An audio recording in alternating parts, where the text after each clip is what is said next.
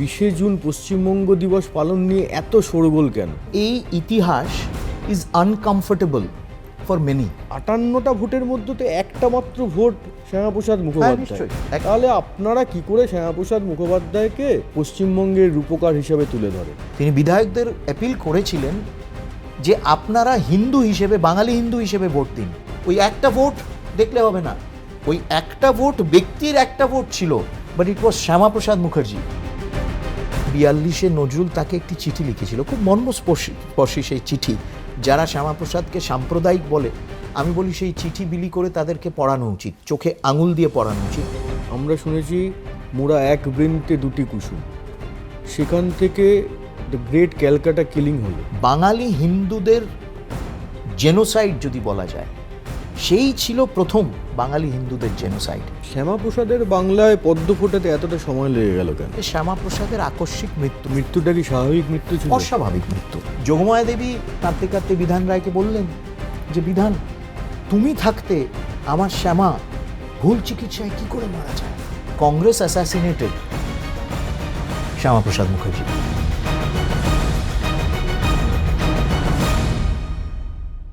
ভারতের প্রায় সব রাজ্যেই ফাউন্ডেশন ডে রয়েছে, সব রাজ্যই তাদের রাজ্য দিবস পালন করে, কিন্তু পশ্চিমবঙ্গের ক্ষেত্রে এই 20 জুন পশ্চিমবঙ্গ দিবস পালন নিয়ে এত শোরগোল কেন? কিসের এত বিতর্ক? দেখুন, খুব আশ্চর্য লাগে যে সত্যি তাই, যে প্রত্যেকটা ভারতের প্রত্যেকটা রাজ্যের একটি ফাউন্ডেশন ডে রয়েছে এবং তারা পালন করে, কিন্তু এই পশ্চিমবঙ্গে এতদিন কোনো ফাউন্ডেশন ডে ছিল না, এটাই কিন্তু অনেকে প্রশ্ন করেন। আমরা করতাম, এবং আমরা 20 জুন বহু বছর ধরে অনেক বাধা বিপত্তি বিরোধ সত্ত্বেও 20 জুন পালিত হতো as foundation day of West Bengal. ওই 20 জুনের মধ্যে ইতিহাস লুকিয়ে আছে, ওই 20 জুনের একটি ঐতিহাসিক প্রেক্ষাপট রয়েছে বলে, এবং এই ইতিহাস ইজ আনকমফোর্টেবল ফর মেনি, এবং সেই জন্য তারা সেই 20 জুনের ইতিহাসকে লুকিয়ে দেওয়ার চেষ্টা করেছে, হোয়াইট ওয়াশ করে দেওয়ার চেষ্টা করেছে। প্রধানমন্ত্রী নরেন্দ্র মোদী যখন তারকেশ্বরে এসেছিলেন, তিনি এই কথাটা পরিষ্কার বলেছেন, the attempt to whitewash history. Paschim Banga Divas और इसकी भावना को भुलाने की कोशिश हुई। सियासी एजेंडों के कारण इतिहास का व्हाइट वॉश किया गया, যাতে এই ইতিহাস মনে না রাখে মানুষ। কেন 20 জুন, কেন পশ্চিমবঙ্গ, কেন পশ্চিমবঙ্গ দিবস 20 জুন? সেদিনকে ভোটাভুটি হয়েছিল বেঙ্গল অ্যাসেম্বলিতে, লেজিসলেটিভ কাউন্সিল ভোটাভুটি হয়েছিল, এবং একাধারে হিন্দু বিধায়ক যারা ছিলেন তারা ডক্টর শ্যামাপ্রসাদ মুখোপাধ্যায়ের ডাকে, তার চেষ্টায়, তার নিরলস পরিশ্রমের দরুন, তার ডাকে সাড়া দিয়ে তারা সেদিনকে ভোট দিয়েছিলেন অ্যাজ হিন্দুস।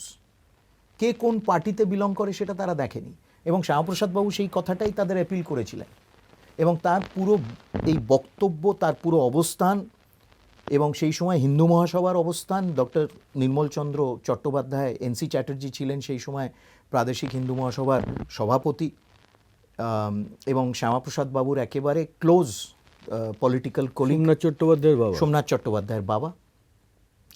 হিন্দু মহাসভার অবস্থানই এই ছিল, হিন্দু মহাসভার, এবং সেই সময় শ্যামাপ্রসাদ বাবু তার একেবারে মানে বলা যেতে পারে সেই 47-এর এপ্রিল যখন হিন্দু মহাসভার অধিবেশন হলো তারকেশ্বরে, Shyamaprasad was authorized to take this movement forward, এবং সেই থেকে শুরু করে বলা যেতে পারে in a sense he became the sole spokesperson for the creation of West Bengal.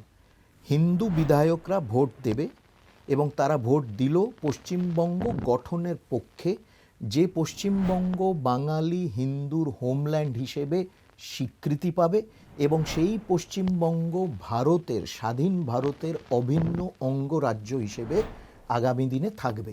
এই ছিল পরিষ্কার অবস্থান। Hindus also constitute a minority, and if minority rights have to be protected, such rights must affect every minority.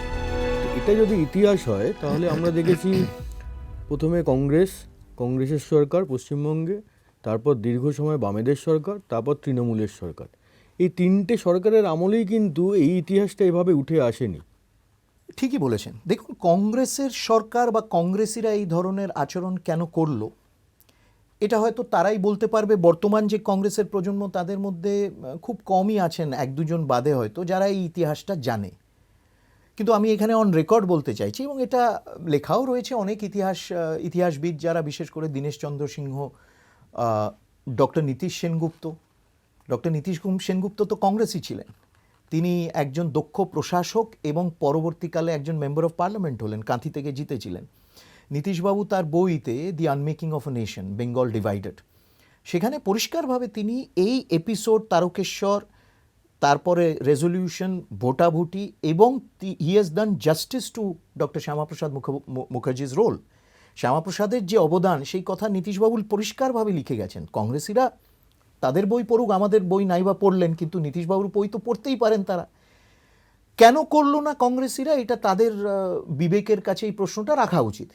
কিন্তু সেই সময় যখন শ্যামাপ্রসাদ উদ্যোগ নিলেন, শুরু করলেন, জন আন্দোলন শুরু করলেন পশ্চিমবঙ্গ গঠনের, দ্য কংগ্রেস বিপিসিসি, সেই সময় বেঙ্গল প্রদেশ কংগ্রেস কমিটির যারা যারা নেতৃত্ব দিতেন, তারা সবাই এসে তার পাশে দাঁড়িয়েছিলেন। উল্লেখযোগ্য ডক্টর বিসি রায়, সুরেন্দ্রমোহন ঘোষ, আমি দুজনের নাম করছি। এবং কেন্দ্রেও সর্দার পটেল পুরোপুরি শ্যামাপ্রসাদের পাশে এসে দাঁড়ালেন এবং বললেন যে হ্যাঁ, বাংলা ভাগ, either the whole of Bengal must be part of India, না হলে এর ভাগ করো এবং পশ্চিমবঙ্গ গঠন হোক। Mahatma Gandhi, entire Congress working committee came round to supporting him. এবং এখানে মনে রাখতে হবে যে কিরণ শঙ্কর রায় এবং শরৎ বসু, সুরাওয়ার্ডির সেই প্ল্যান, ইউনাইটেড সভারেন বেঙ্গল, যেটা তারা প্রশ্রয় দিচ্ছিলেন, the Congress working committee did not stand by that. তারা সেন্সার করলেন ডক্টর কিরণ শঙ্কর রায় এবং শরৎ বসুকে, এবং Congress came and stood beside Shyamaprasad in support of his demand. তারকেশ্বরে যখন অধিবেশন হলো, রেজলিউশন পাস হলো, তারপরে Bengal Congress also passed a resolution demanding division of the province. বর্তমান কংগ্রেসিরা জানে না, এবং এর অতীতেও যারা কংগ্রেসিরা ছিল, তারা এই নিয়ে কোনো বক্তব্য কোনো দিন রাখেননি। কেন, তাদের মনে হয় যে কংগ্রেস শ্যামাপ্রসাদ ডিমান্ড রাখলেন, তারপর কংগ্রেস এসে সেই ডিমান্ডকে সমর্থন করলেন। হাউ ক্যান দে অ্যাকসেপ্ট যে শ্যামাপ্রসাদ এক ধাপ এগিয়েছিলেন তাদের থেকে, এবং তারা সায় দিলেন। এক, বামপন্থীদের কথা আপনি বললেন, এটা খুব পরিষ্কার ইতিহাস, অঙ্কটা খুব পরিষ্কার। বামপন্থীরা communist party of India, undivided communist party of India, এবং তারা সেই সময় জিন্নার পাকিস্তানের দাবিকে তারা সমর্থন করেছিল এবং সক্রিয়ভাবে সমর্থন করেছিল। একটা হচ্ছে passive support, it was not a passive জিন্নার পাকিস্তানের দাবি তো এটাই ছিল যে আলাদা একটা দেশ করতে হবে পাকিস্তান, এবং তার মধ্যে গোটা বাংলা, অবিভক্ত বাংলাকে সে পাকিস্তানে যুক্ত করবে। একদমই তাই, এটাকে একেবারে সমর্থন তাই। করেছিল বলছেন। সমর্থন করেছিল তারা বলেছিল আমরা বাংলা ভাগ চাই না, কিন্তু আমরা চাই সম্পূর্ণ অবিভক্ত বাংলা পাকিস্তানের অন্তর্ভুক্ত হোক। শুধু তাই নয়, তারা দীর্ঘকাল ধরে, জিন্না যেদিন পাকিস্তান দাবি রাখলেন, তারপর থেকে এই বামপন্থীরা, কমিউনিস্ট পার্টি অফ ইন্ডিয়া, এবং অজস্র তথ্য এবং নথি রয়েছে। আমি অনেককে বলছি আপনারা ইতিহাস পড়ুন, ইতিহাস পড়ে আমাদের কথাগুলোর কাউন্টার করুন। তথ্য নথি রয়েছে যেখানে বামপন্থীরা মুসলিম লীগের সাথে হাত মিলিয়ে পাকিস্তান এর সমর্থনে সেমিনার, কনফারেন্স, পদযাত্রা, জনসভা এবং প্যামফ্লেট ছাপানো পর্যন্ত অবিভক্ত বাংলা জুড়ে তারা করেছে, চিটাগং থেকে শুরু করে কলকাতা পর্যন্ত, এবং দিনের পর দিন, মাসের পর মাস তারা করেছে। এবং তারাই সেই বিখ্যাত স্লোগানটাও, মানে কুখ্যাত স্লোগান দিয়েছিল, বিখ্যাত বলা যায় না, কুখ্যাত স্লোগান দিয়েছিল যে পাকিস্তানের দাবি মানতে হবে, তবেই ভারত স্বাধীন হবে। কেন, ওয়াই? এই এক্সপ্লেনেশনটা তারা দিক একবার বামপন্থীরা। এবং ওই অবিভক্ত কমিউনিস্ট পার্টি ছিল, সিপিআই, আমরা করিনি, সব একেবারে এক। তারা ওই কিছু ওই চুলচেরা বিশ্লেষণ করে এদিক ওদিক হয়েছে, বাট আদতে তারা মানসিকতায় they are all same. So it is, ইতিহাসে এটা নথিভুক্ত হয়ে আছে যে বামপন্থীরা জিন্নার পাকিস্তান দাবিকে সমর্থন করেছিল, সক্রিয়ভাবে সমর্থন করেছিল। এই কন্ট্রিবিউশনটা তারা কিন্তু এড়াতে পারবে না। It is there, it is recorded in history. আপনি বামপন্থীদের, সেই জন্য তারা হয়তো এই ইতিহাসটাকে তারা সম্পূর্ণভাবে হোয়াইট ওয়াশ করে দিতে চাইছিলেন। সরি। আর তৃণমূল আমলে পড়াশোনা নেই তো, পড়াশোনা ছিল না। তৃণমূল পয়লা বৈশাখকে না পশ্চিমবঙ্গ হঠাৎ দিবস করে, হিসেবে তাও আবার ভেবে দেখবেন যে 15 বছর তারা ক্ষমতায় ছিল, 13 বছরে গিয়ে 13তম বছরে গিয়ে হঠাৎ তাদের মনে হলো পয়লা বৈশাখকে আমরা ফাউন্ডেশন ডে হিসেবে গ্রহণ করব। বাংলার ক্যালেন্ডারের প্রথম দিনটা হচ্ছে পয়লা বৈশাখ, যেদিন হালখাতার মধ্যে দিয়ে মানুষ ব্যবসা প্রতিষ্ঠা করে, শুভ কাজের উদ্বোধন করে, শুভ কাজ করে। সেই পয়লা বৈশাখ দিনটিকে আমরা পশ্চিমবঙ্গ প্রতিষ্ঠা দিবস হিসেবে ঘোষণা করতে চাই। কেন কেন এই যে 15 বছর নিরন্তরভাবে বিজেপির দিক থেকে এবং আমাদের বিচার পরিবারের দিক থেকে নিরলসভাবে নিরন্তরভাবে প্রত্যেক বছর পশ্চিমবঙ্গ দিবস যে উদযাপিত হতো, মানুষের মধ্যে একটা সাড়া ফেলতে আরম্ভ করেছিল এবং সেই জন্যে 13তম বছরে গিয়ে তাদের মনে হলো যে আমরা একটা ওই পশ্চিমবঙ্গ দিবস করব, কিছু একটা করে পশ্চিমবঙ্গ দিবস পয়লা বৈশাখকে ঘোষণা করলো। এটা একটা পড়াশোনা ছিল না। দ্বিতীয় হচ্ছে তারাও তো এই আনকমফোর্টেবল ইতিহাসের একটি পার্ট। কেন যে ধরনের তোষণের রাজনীতি প্র্যাকটিস করা হতো এবং তৃণমূল আমলে গত 15 বছরে এই পশ্চিমবঙ্গের যে ধরনের সাম্প্রদায়িক অবস্থা তারা একটি ক্রিয়েট করেছিল, যে সব কিছু ছুট একটি সম্প্রদায়ের জন্যে, ঠিক এই ধরনের পরিস্থিতি কিন্তু মুসলিম লীগের জামানায় এই অবিভক্ত বাংলায় তৈরি হয়েছিল। এবং সেই জন্যে তৃণমূল কংগ্রেস যদি পশ্চিমবঙ্গ দিবস 20শে জুন হিসেবে পালন করত, তাহলে সেই বাংলা ভাগের ইতিহাস পরিবেশন করতে হতো। কে প্রথম সারির নেতা ছিল যিনি এই একটি মানে আন্দোলন শুরু করে সক্রিয়ভাবে বাঙালি হিন্দু ত্রাতা হিসেবে উঠে এসেছিলেন, শ্যামাপ্রসাদ, তার নাম নিতে হতো।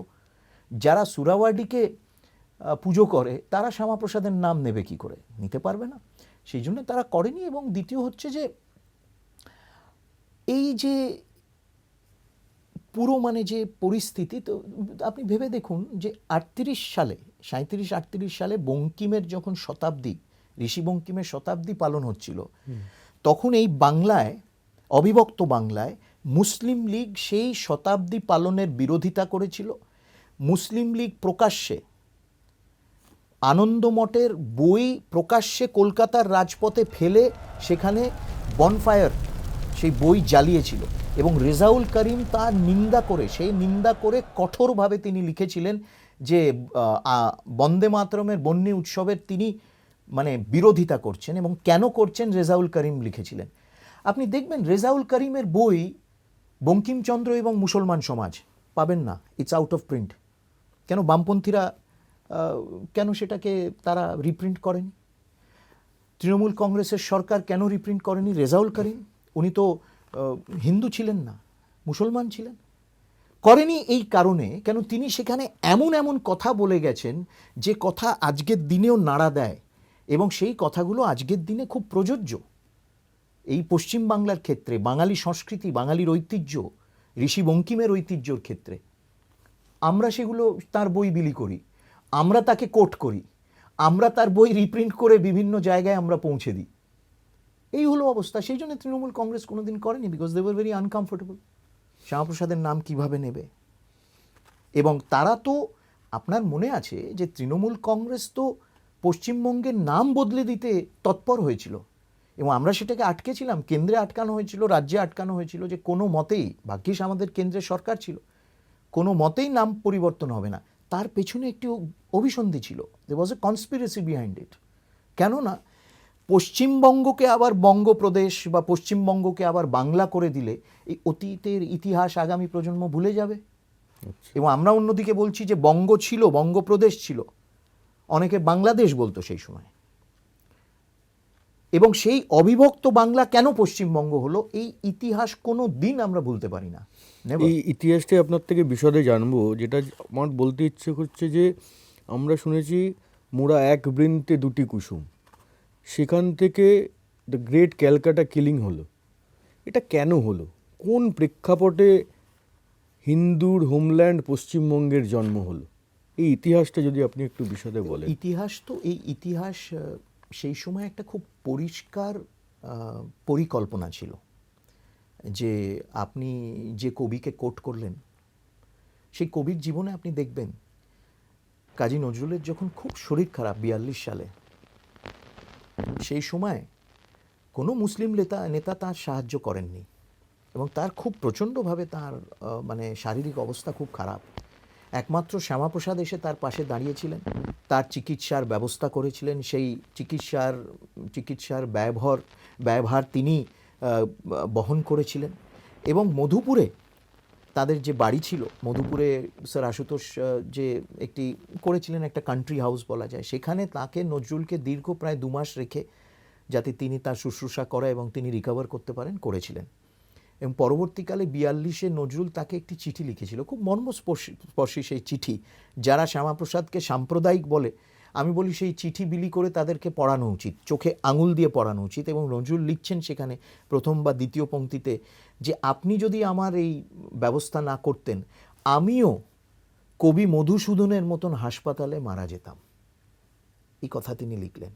এবং পরবর্তীকালে তিনি চিঠির পরে তিনি শেষে লিখছেন যে আপনার প্রতি আমার মানে আপনার নির্ভীকতা, আপনার শৌর্য, আপনার কম্প্যাশন, অসাধারণ চিঠিটা আমার পরমাণুতে ঢুকে আছে। আপনার কাছে আমি কৃতজ্ঞতা জানাচ্ছি, এবং একদিন আমরা এই দেশকে স্বাধীন করব, এবং সেই দিন বাঙালির আপনাকে এবং সুভাষবাবুকে প্রথম মনে করবেন, বাঙালি মনে করবে, এবং আপনাদের প্রতি বাঙালি কৃতজ্ঞতা জ্ঞাপন করবেন। কাজী নজরুল লিখেছেন শ্যামাপ্রসাদকে। এই চিঠি কেন পড়ানো হয় না?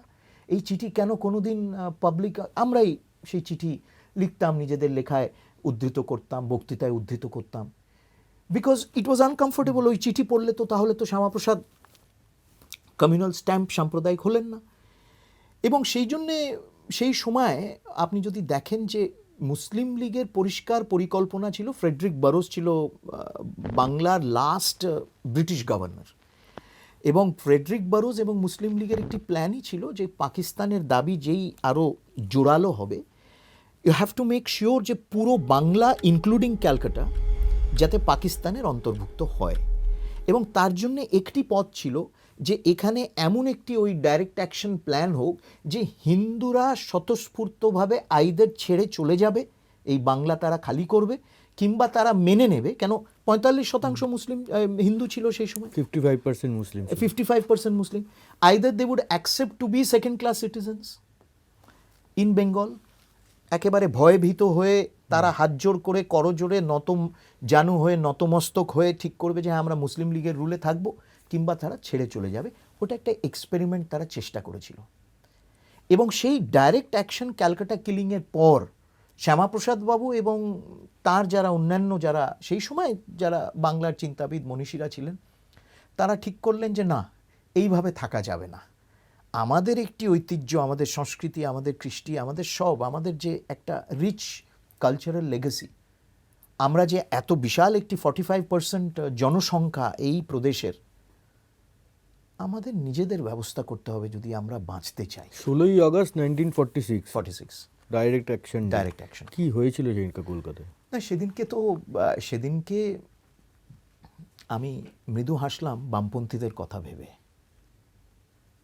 জ্যোতিবাবু একটি অদ্ভুত, মানে তাকে আমরা সবাই মানে সেই অর্থে শ্রদ্ধা করি, তিনি ধরুন 25 বছর মুখ্যমন্ত্রী ছিলেন। আমি সেই বিষয়ে যাচ্ছি না, আমি ইতিহাসের কথা বলছি। আমি জ্যোতি বসু বা জ্যোতিবাবু ব্যক্তি হিসেবে আমি কোনো টিপ্পণী করছি না, কোনো মন্তব্য করছি না। জ্যোতিবাবু বলেছিলেন যে আমরা মুসলিম লীগের হাতে, মুসলিম লীগকে মানে বন্ধ লাগু করতে, যেখানে সম্ভব সেখানে বন্ধ লাগু করতে তাদের সাহায্য করব, এবং যেখানে সম্ভব তাদের বিরোধিতা করব। অর্থাৎ বামপন্থীরা চিরকালই সেই দিন যেদিন মুসলিম লীগ বন্ধ ডাকলো ডাইরেক্ট অ্যাকশন, সেদিন বামপন্থীদের অবস্থানও খুব একটি ধোঁয়াশার অবস্থান ছিল, এবং তারা মুসলিম লীগের সমর্থন করেছিল, আবার নিজেদেরকে বাঁচিয়ে রাখার তাগিদে, নিজেদেরকে পলিটিক্যালি সার্ভাইভ করার তাগিদে তারা এমন অবস্থান মাঝে মাঝে নিচ্ছিল যে মানুষ ভাববে যে তারা মুসলিম লীগের বিরোধিতা করছে। একটা অদ্ভুত ধোঁয়াশা তাদের একটি পরিস্থিতি ছিল। এবং এই ডাইরেক্ট অ্যাকশন সেই 16 আগস্ট 1946 কলকাতাকে একেবারে একটি অগ্নিকুণ্ডে পরিণত করেছিল, এবং বাঙালি হিন্দুদের জেনোসাইড যদি বলা যায়, সেই ছিল প্রথম বাঙালি হিন্দুদের জেনোসাইড। যেভাবে সুপরিকল্পিতভাবে সুরাওয়ার্ডি একেবারে আর্মিকে ডিলে করেছিল, আর্মিকে ডাকার, পুলিশকে নিষ্ক্রিয় করে দিয়েছিল, এবং খুব সুপরিকল্পিতভাবে মুসলিম লীগের যারা আর্মড রাজাকার যারা ওই লড়কে লেঙ্গে পাকিস্তান সেই স্লোগান দিতে দিতে তারা কলকাতার রাজপথে গিয়ে নরসংহার শুরু করেছিল। একদিন দুদিন পর যখন হিন্দু সমাজ সংগঠিত হয়ে রিট্যালিয়েট করলো, তখন সুরাবর্ডি বেগতিক দেখে সুরাবর্ডি তখন পুলিশকে সক্রিয় করে, আর্মিকে সক্রিয় করে তখন পথে নামালো এবং কাউন্টার করেছিল হিন্দুরা। কিন্তু সেই দিন শ্যামাপ্রসাদ বাবু প্রতিজ্ঞা করেছিলেন যে না, এদের সাথে থাকা যাবে না। তারপরে হয়ে গেল নোয়াখালী, তারপর হলো নোয়াখালী, লক্ষ্মী পুজোর রাতে নোয়াখালী। এবং আপনার মনে আছে যে যখন ঢাকাতেও দাঙ্গা হয়েছিল, সেই সময় রমেশবাবু ঢাকা বিশ্ববিদ্যালয়ের উপাচার্য, ওই সিঙ্গেল ইঞ্জিন এয়ারক্রাফট করে শ্যামাপ্রসাদ বাবু গিয়ে ঢাকায় অবতরণ করেছিলেন। এবং রমেশবাবুর সেই বিখ্যাত, জানি না এখনও মানুষ হয়তো পড়েন অনেকে, আমি তো পড়ে খুব উপকৃত হয়েছিলাম, এখনও পড়ি, রমেশবাবুর সেই বিখ্যাত তার স্মৃতি, জীবনের স্মৃতিদ্বীপে একটা পুরো সম্পূর্ণ অধ্যায়ের অনেকটা রয়েছে, যেখানে তিনি এই শ্যামাপ্রসাদ বাবু কীভাবে ঢাকায় এসেছিলেন, কিভাবে কমিশনার তাকে বাধা দেওয়ার চেষ্টা করেছিলেন, কিভাবে শ্যামাপ্রসাদ সেই ঢাকায় নেবে ঘন্টার পর ঘন্টা। তিনি বলেছিলেন যে আমি এগোতে না পারলে আপনারা আমাকে অ্যারেস্ট করে কলকাতায় ফেরত পাঠান। অ্যারেস্ট করার তাদের সাহস ছিল না। তিনি রমেশবাবুর বাড়িতে থেকে সেই ঢাকার দাঙ্গা কবলিত এলাকাগুলো পরিদর্শন করে সেখানে হিন্দুদের পাশে দাঁড়িয়ে তাদের সাহস জুগিয়ে যতদিন না দাঙ্গা শান্ত হলো, এবং ঢাকার নবাবের প্রাসাদে গিয়ে তিনি বসে সেখানে তার জীবন ঝুঁকি নিয়ে তিনি সেখানে গিয়ে তার সাথে বসে কথাবার্তা বলে যতক্ষণ না সেখানে দাঙ্গা থামলো তিনি বেরোলেন না ঢাকা থেকে। এই ছিল তার নির্ভীকতা। এবং সেইভাবে তিনি 46-এর পর ঠিক করলেন যে না, আমাদের নিজেদের হোমল্যান্ড না থাকলে we will not be able to survive as a race, as Bengali Hindus. মানে এই ঘটনাটাই ট্রিগার করেছিল অনেকটা পরিষ্কারভাবে এই ঘটনা। তার আগে তিনি নিজেও বলেছেন যে তার আগে হিন্দু মহাসভার এবং তার অবস্থান ছিল যে না, আমরা বাংলা ভাগ চাই না, আমরা বাংলা ভাগ চাই না, এবং আমরা চাই যে সম্পূর্ণ বাংলা ভারতবর্ষে থাকুক। কিন্তু সেই 46-এর দাঙ্গার পর তিনি ঠিক করলেন ইটস নট পসিবল। এবং শ্যামাপ্রসাদ মুখোপাধ্যায় মাউন্ট ব্যাটেনকে একটা চিঠি লিখেছিলেন 1947 সালের 23শে এপ্রিল, যেই চিঠিটায় তিনি পয়েন্ট করে করে বুঝিয়েছিলেন যে কেন বাংলা ভাগটা দরকার। যেটায় অন্যতম একটা পয়েন্ট ছিল যে তিনি লিখেছিলেন, জিন্নার পাকিস্তান দাবির পিছনে যুক্তি হলো হিন্দু ও মুসলিম দুই স্বতন্ত্র জাতি, মুসলিমদের জন্য তাদের নিজস্ব স্বতন্ত্র দেশ চাই। তাই যদি হয় তাহলে বাংলার 2,60,00,000 হিন্দুও বলতে পারেন যে তাদের মুসলিম রাষ্ট্রে বাস করতে বাধ্য করা চলবে না।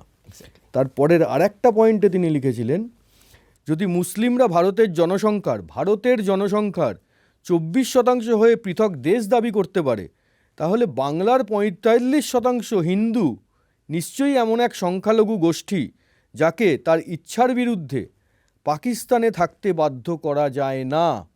এই পয়েন্টগুলোই কি, এই চিঠিটাই কি খেলা ঘুরিয়ে দিল? অকাঠ্য একেবারে। আমি যারা শ্যামাপ্রসাদ বাবু, বিশেষ করে বামপন্থীরা, এবং আপনি দেখবেন যে মুসলিমরা যারা তার বিরোধিতা করে তারা তো একটি ধার্মিক অবস্থান থেকে বিরোধিতা করে। আমি সেই বিরোধকে কোনো রকম I don't take cognisance of that, তারা করবে। কিন্তু আপনি দেখবেন বামপন্থী বাঙালি হিন্দু বামপন্থী শ্যামাপ্রসাদের বিরোধিতা করে, এবং তারা পশ্চিমবঙ্গে দাঁড়িয়ে চিরকাল শ্যামাপ্রসাদের বিরোধিতা করে গেছেন।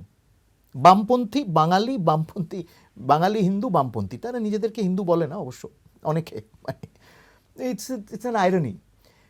এই চিঠিটা অকাঠ্য তার আর্গুমেন্ট। এখানে যেভাবে তিনি লিখে গেছেন, যেভাবে তিনি এই পয়েন্টসগুলো উদ্ধৃত করেছেন, এবং এই চিঠি আরও বেশি করে পড়া উচিত যারা শ্যামাপ্রসাদের পশ্চিমবঙ্গ গঠনের যে যুক্তি তার বিরোধিতা করেন, উনি সব সেই যুক্তির, কেন তিনি সেই যুক্তিগুলো দিয়েছেন তার উত্তর এই চিঠিতে পাওয়া যায়। And it is crystal clear. সত্যি তো, জিন্না যদি মুসলিমরা 24% হয়ে আলাদা দেশ চাইছে, এখানে তো বাংলায় তো তারা হিন্দুরা 45% ছিল। এবং this was the turning point. প্রথমবার প্রকাশ্যে একটি জাতীয় স্তরে গভর্নর জেনারেলের কাছে এই ধরনের যুক্তিসম্পন্ন একটি চিঠি যায়, অবস্থান বাঙালি হিন্দুর পক্ষে এই চিঠিটা যায়। পাঠানো হয়, তিনি লেখেন। এবং এরপরেই কিন্তু পুরো বিষয়টা ঘুরে যায়, because there was no argument against this. তারপরে সুরাবাডি কি করলেন? কেন সুরাবাডি বুঝলেন যে এই চিঠির যে পয়েন্টসগুলো, যে যুক্তি শ্যামাপ্রসাদ বাবু দিয়েছেন, সেগুলো সবগুলোই কিন্তু স্বীকৃতি পাবে, এবং সেই অনুযায়ী যদি রাজনীতি ঘুরে যায়, জিন্না তখন ওই ইউনাইটেড সভারেন বেঙ্গল, অর্থাৎ অবিভক্ত সার্বভৌম বঙ্গপ্রদেশ, যে বাংলা যাবে না আপনার ভারতবর্ষেও পাকিস্তানেও একটা আলাদা দেশ হিসেবে তার অবস্থান থাকবে। এবং আবুল হাশেম, অমলেন্দুবাবু, বিখ্যাত ইতিহাসবিদ অমলেন্দুবাবু তার এই স্বাধীন বঙ্গদেশ যে বই লিখেছিলেন, সেই বইতে তিনি আবুল হাশেমকে অনেক কোট করেছেন, সুরাবাডিকেও কোট করেছেন। সেখানে ওই পুরো আর্গুমেন্টগুলো তিনি দিয়েছেন যে তারা সেই সময় হঠাৎ করে আবার ওই একই বৃন্তে দুই কুসুমের ন্যারেটিভ সুরাবাডি এবং আবুল হাশেম ফেরত আনতে আরম্ভ করলেন। যারা ওই জিন্নার আনন্দমঠ, যারা ঋষি বঙ্কিমের আনন্দমঠ জ্বালিয়েছিলেন, তারাই আবার বলতে আরম্ভ করলেন বাঙালি হিন্দুকে যে তোমাদের এবং আমাদের ভবিষ্যৎ এক হলে এক প্রকাণ্ড ভবিষ্যৎ আমাদের সামনে, আমরা ভাগ চাই না, কেন তোমরা ভাগ চাইছো, আমরা একসাথেই অবস্থান করব, একসাথেই এগিয়ে যাব। হঠাৎ করে এই দুজন মিলে তারা শুরু করলেন এই ন্যারেটিভটা, এবং সেই ন্যারেটিভে তারা তাদের পাশে পেলেন কিরণ শঙ্কর রায়, কংগ্রেসের খুব মানে পাওয়ারফুল নেতা সেই সময়, এবং শরৎ বসুকে। শরৎবাবু সেই সময়টা যে কোনো কারণে হোক, he had flown along with this argument. আমি আবার সেইখানে শরৎবাবুর এমন একটি তার প্রেজেন্স বাংলার ইতিহাসে, আমরা সেই প্রেজেন্সকেই মনে রাখি, তাকে স্মরণ করি সেই হিসেবেই, এবং তিনি একসময় বাংলার রাজনীতিতে তার যে অবদান ছিল, আমরা তাকে সেইভাবেই স্মরণ করি। এটা দিস ইজ অ্যান অ্যাবারেশন। সুরাবাডি পুরো পুশ করলো এই ন্যারেটিভটাকে, ইউনাইটেড সভারেন বেঙ্গল, একেবারে দিল্লি থেকে শুরু করে বাংলা তিনি ক্যানভাস করতে আরম্ভ করলেন। জিন্নার একেবারে পরোক্ষ এবং প্রত্যক্ষভাবে মদতে তিনি করতে আরম্ভ করলেন, এবং তারা দেখলেন যে মুসলিম লীগ ওয়াজ এ মেজরিটি ইন আনডিভাইডেড বেঙ্গল, 55% আপনি বললেন, এবং তাদেরই সরকার, অর্থাৎ ইউনাইটেড সভারেন বেঙ্গল। গান্ধীজিকে কথাটা বলা হলো। সর্দার প্যাটেল প্রথম থেকে এর বিরোধিতা করেছিলেন, বলেছিলেন যে না, বাংলার ভবিষ্যৎ ভারতের থেকে পৃথক থেকে তার কোনো ভবিষ্যৎ নেই, অ্যাজ অ্যান আইসোলেটেড এক্সিস্টেন্স বাংলার নেই। এইগুলো সব দাবি তোলা হচ্ছে নিজস্ব কারণে, এবং এই দাবিগুলো আমাদেরকে সম্পূর্ণভাবে নস্যাৎ করতে হবে। Sardar Patel was very clear, ওনার একটা ক্রিস্টাল ক্লিয়ার আন্ডারস্ট্যান্ডিং ছিল এই নিয়ে, এবং সেই জন্যে বাঙালির তার প্রতিও, মানে সর্দার প্যাটেলের নেতাজি সুভাষচন্দ্র বসুর সাথে যাই ডিফারেন্সেস থাকুক না কেন অতীতে, কিন্তু এই প্রেক্ষাপটে বাঙালিরও তার কাছে কৃতজ্ঞ থাকা উচিত যে তিনিও সম্পূর্ণভাবে এই শ্যামাপ্রসাদের এই দাবিকে সমর্থন করেছিলেন। গান্ধীজিও সমর্থন করেছিলেন পরবর্তীকালে, এবং গান্ধীজি ডেকে পাঠিয়েছিলেন শ্যামাপ্রসাদকে। কলকাতায় তাদের বৈঠক হয়েছিল, কথাবার্তা হয়েছিল। গান্ধীজিকে শ্যামাপ্রসাদ বলেছিলেন যে আপনি কি ভাবতে পারেন যে আপনি কি সমর্থন করবেন বেঙ্গল সেপারেট ফ্রম ইন্ডিয়া?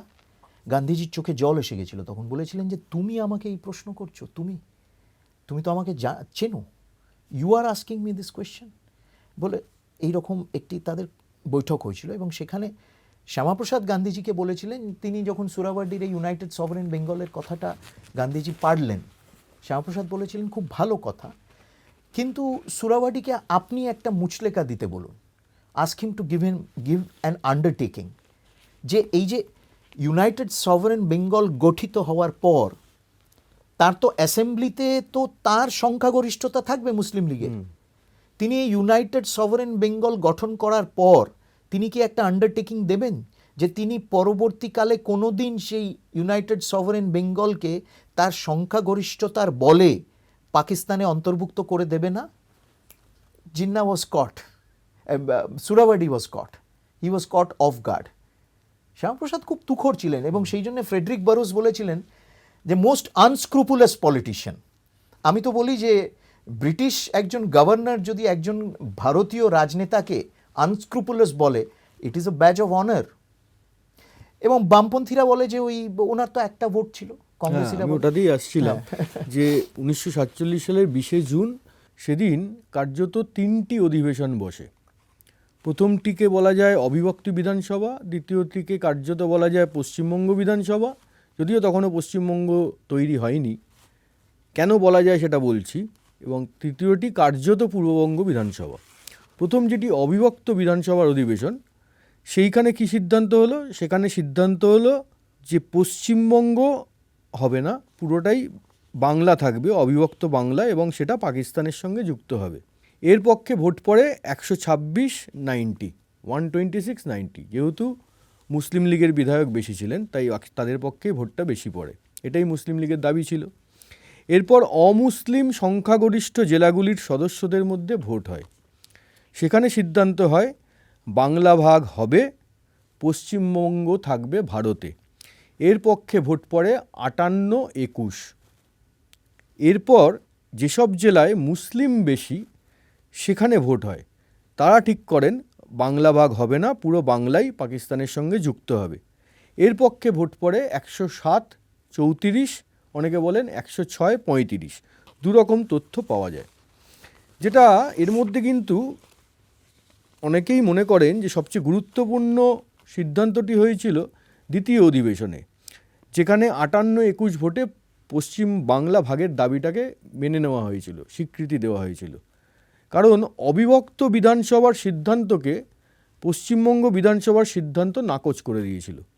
পশ্চিমবঙ্গের বিধায়করাই সিদ্ধান্ত নেন যে বঙ্গ বিভাগ করতে হবে, বঙ্গ ভাগ করতে হবে, এবং পশ্চিমবঙ্গ ভারতেরই অংশ থাকবে। তৃতীয় অধিবেশনের সিদ্ধান্ত ছিল দ্বিতীয় অধিবেশনেরই অনুসিদ্ধান্ত।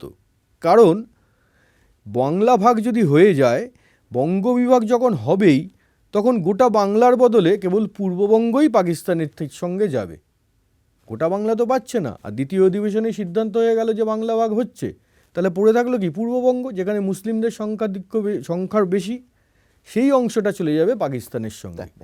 এই যে 58-21 ভোটটা হলো, এটা নিয়েই কিন্তু বামপন্থীরা বারবার প্রশ্ন তোলেন, এবং অনেকেই প্রশ্ন তোলেন বিজেপি বিরোধীরা, যে এই 58টা ভোটের মধ্যে তো একটা মাত্র ভোট শ্যামাপ্রসাদ মুখোপাধ্যায়, তাহলে আপনারা কি করে শ্যামাপ্রসাদ মুখোপাধ্যায়কে বাংলার পশ্চিমবঙ্গের রূপকার হিসাবে তুলে ধরেন?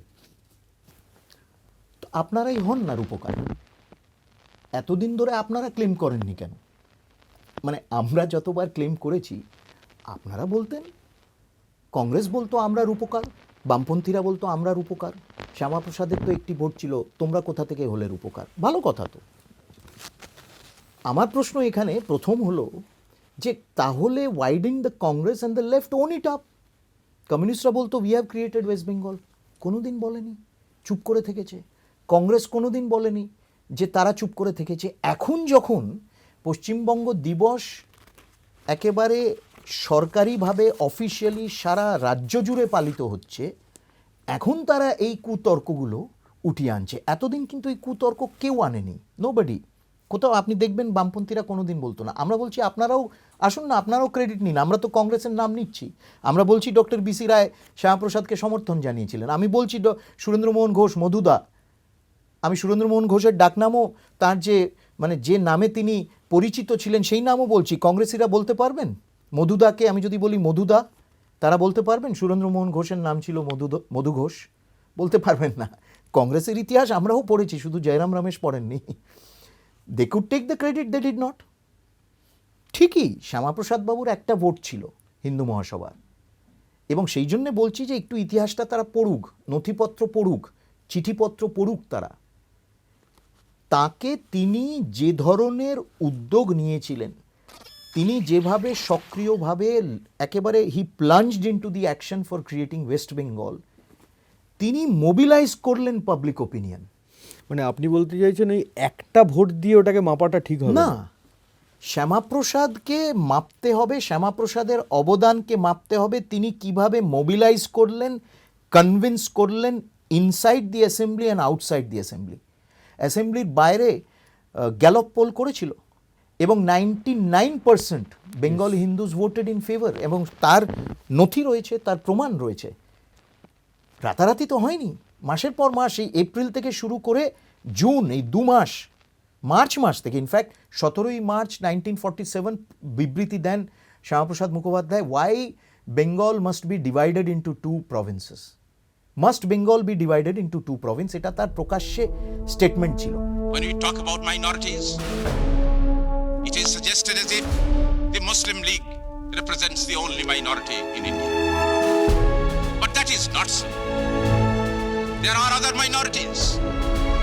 Hindus also constitute a minority, and if minority rights have to be protected, such rights must affect every minority. একটি প্রায় 4 পাতার বিবৃতি তিনি দিয়েছিলেন। তারপর তারকেশ্বর হয় এপ্রিলে, তারপরেই আন্দোলন শুরু হয়, জুন 20-তে ভোটাভুটি হয়। অর্থাৎ মার্চ থেকে জুন এই 3 মাস 4 মাস একেবারে, এবং তার আগে সেই গ্রাউন্ডটা প্রিপেয়ার করা 46-এর পর, কিন্তু অগস্টে 46-এর মঞ্চটা তৈরি করে, মঞ্চটা তৈরি করা, গ্রাউন্ডটা প্রিপেয়ার করা।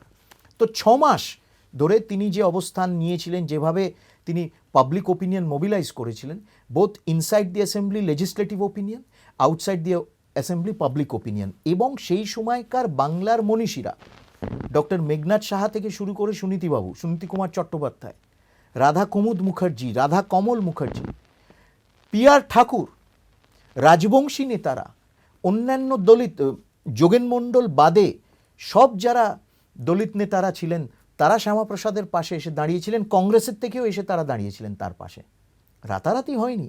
এবং সেই জন্যে শ্যামাপ্রসাদের একটা ভোট দেখলে হবে না, শ্যামাপ্রসাদ যেভাবে মোবিলাইজ করেছিলেন, এবং ফ্রেডরিক বারোজ ওই জন্য লিখছেন সেখানে, আনস্ক্রুপুলাস পলিটিশিয়ান, তার একটা ভোট, হিন্দু মহাসভার একটাই সিট, একটাই ভোট, কিন্তু যেভাবে তিনি পাবলিক ওপিনিয়ন এবং পুরো কংগ্রেসকে তার পাশে, অন্যান্যদেরকে তার পাশে নিয়ে এসছেন, এটা কিন্তু লক্ষণীয়।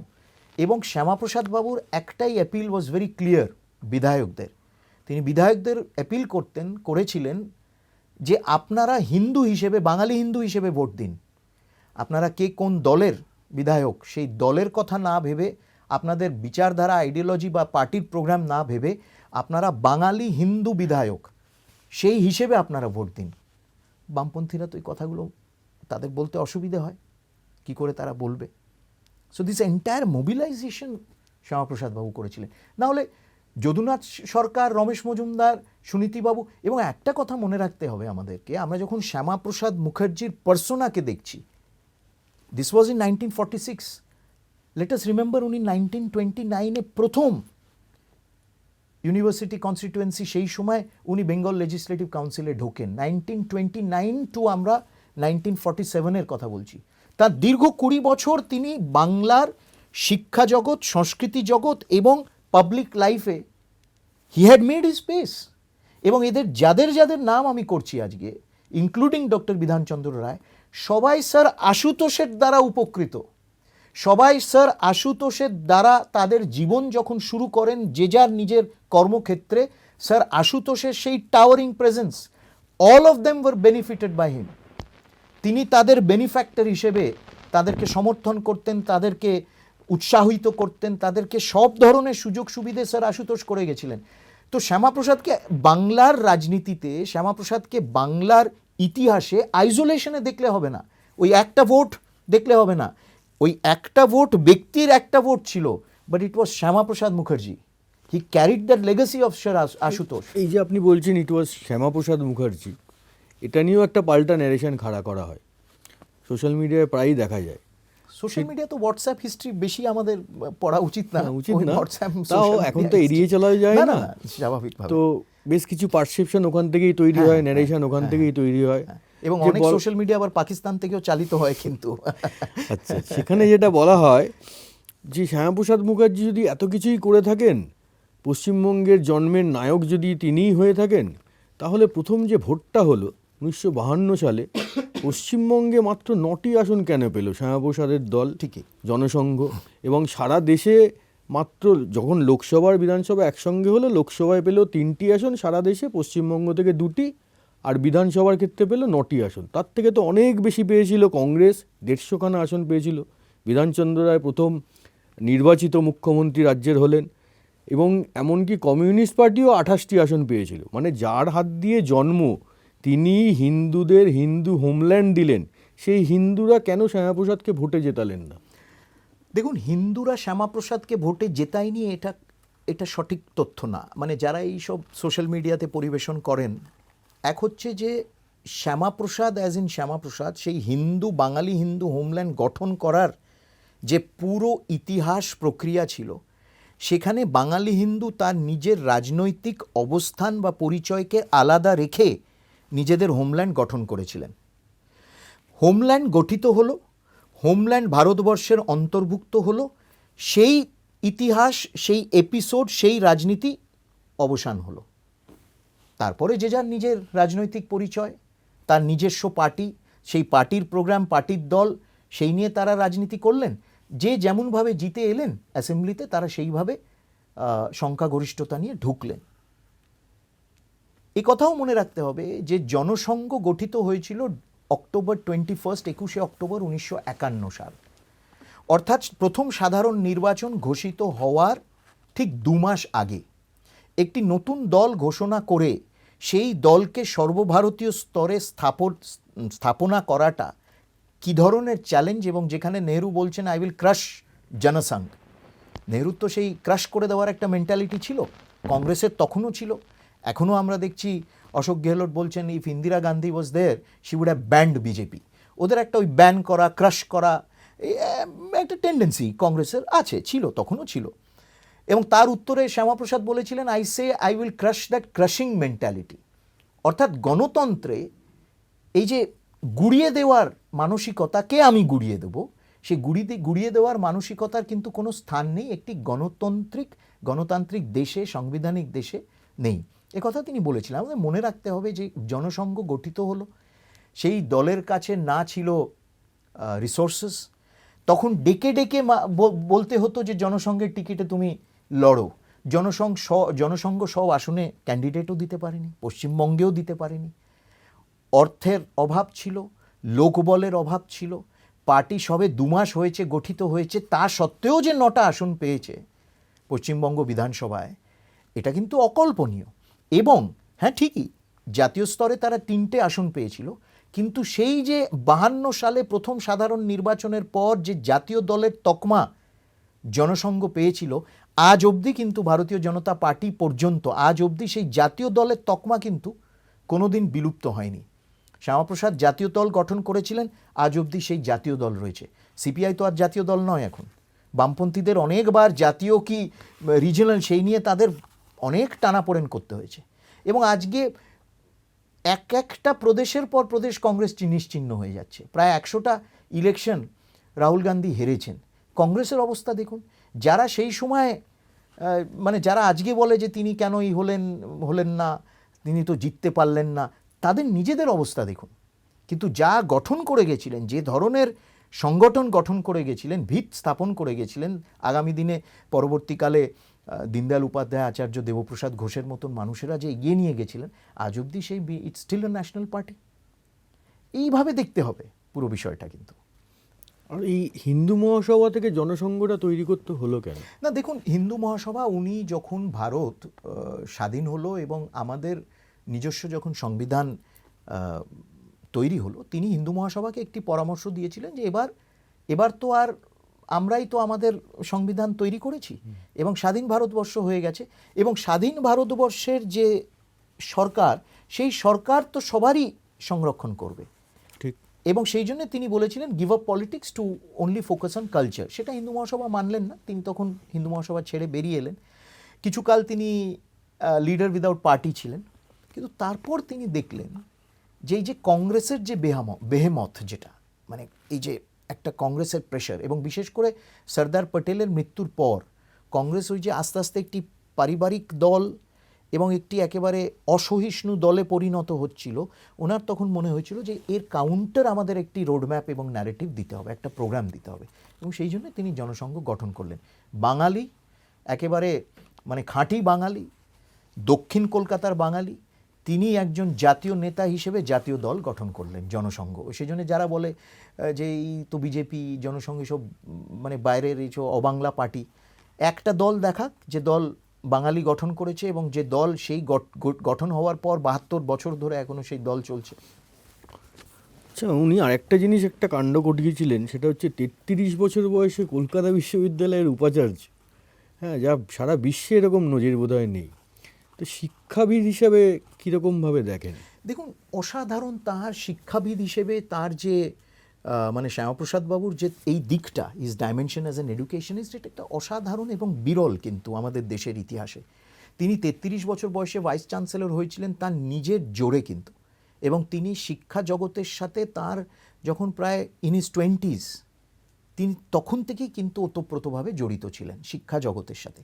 তিনি এবং রমাপ্রসাদ বাবু সেই বঙ্গবাণী পত্রিকা শুরু করেছিলেন, যেখানে পথের দাবি ধারাবাহিকভাবে শরৎবাবু লিখতেন, এবং সেই পথের দাবি পরবর্তীকালে ধারাবাহিকভাবে লেখা সম্পন্ন হলো, সেটা ছাপিয়েছিলেন উমাপ্রসাদ বাবু। পরে সেটা ব্যান হলো, ব্যান হওয়ার আগে সব বিলি হয়ে গেছিল। এর অনেক ইতিহাস আছে, সেই জন্য শ্যামাপ্রসাদকে আবার ওই প্রেক্ষাপটে, বাংলার শিক্ষা জগতের প্রেক্ষাপটে ওইভাবে দেখতে হবে।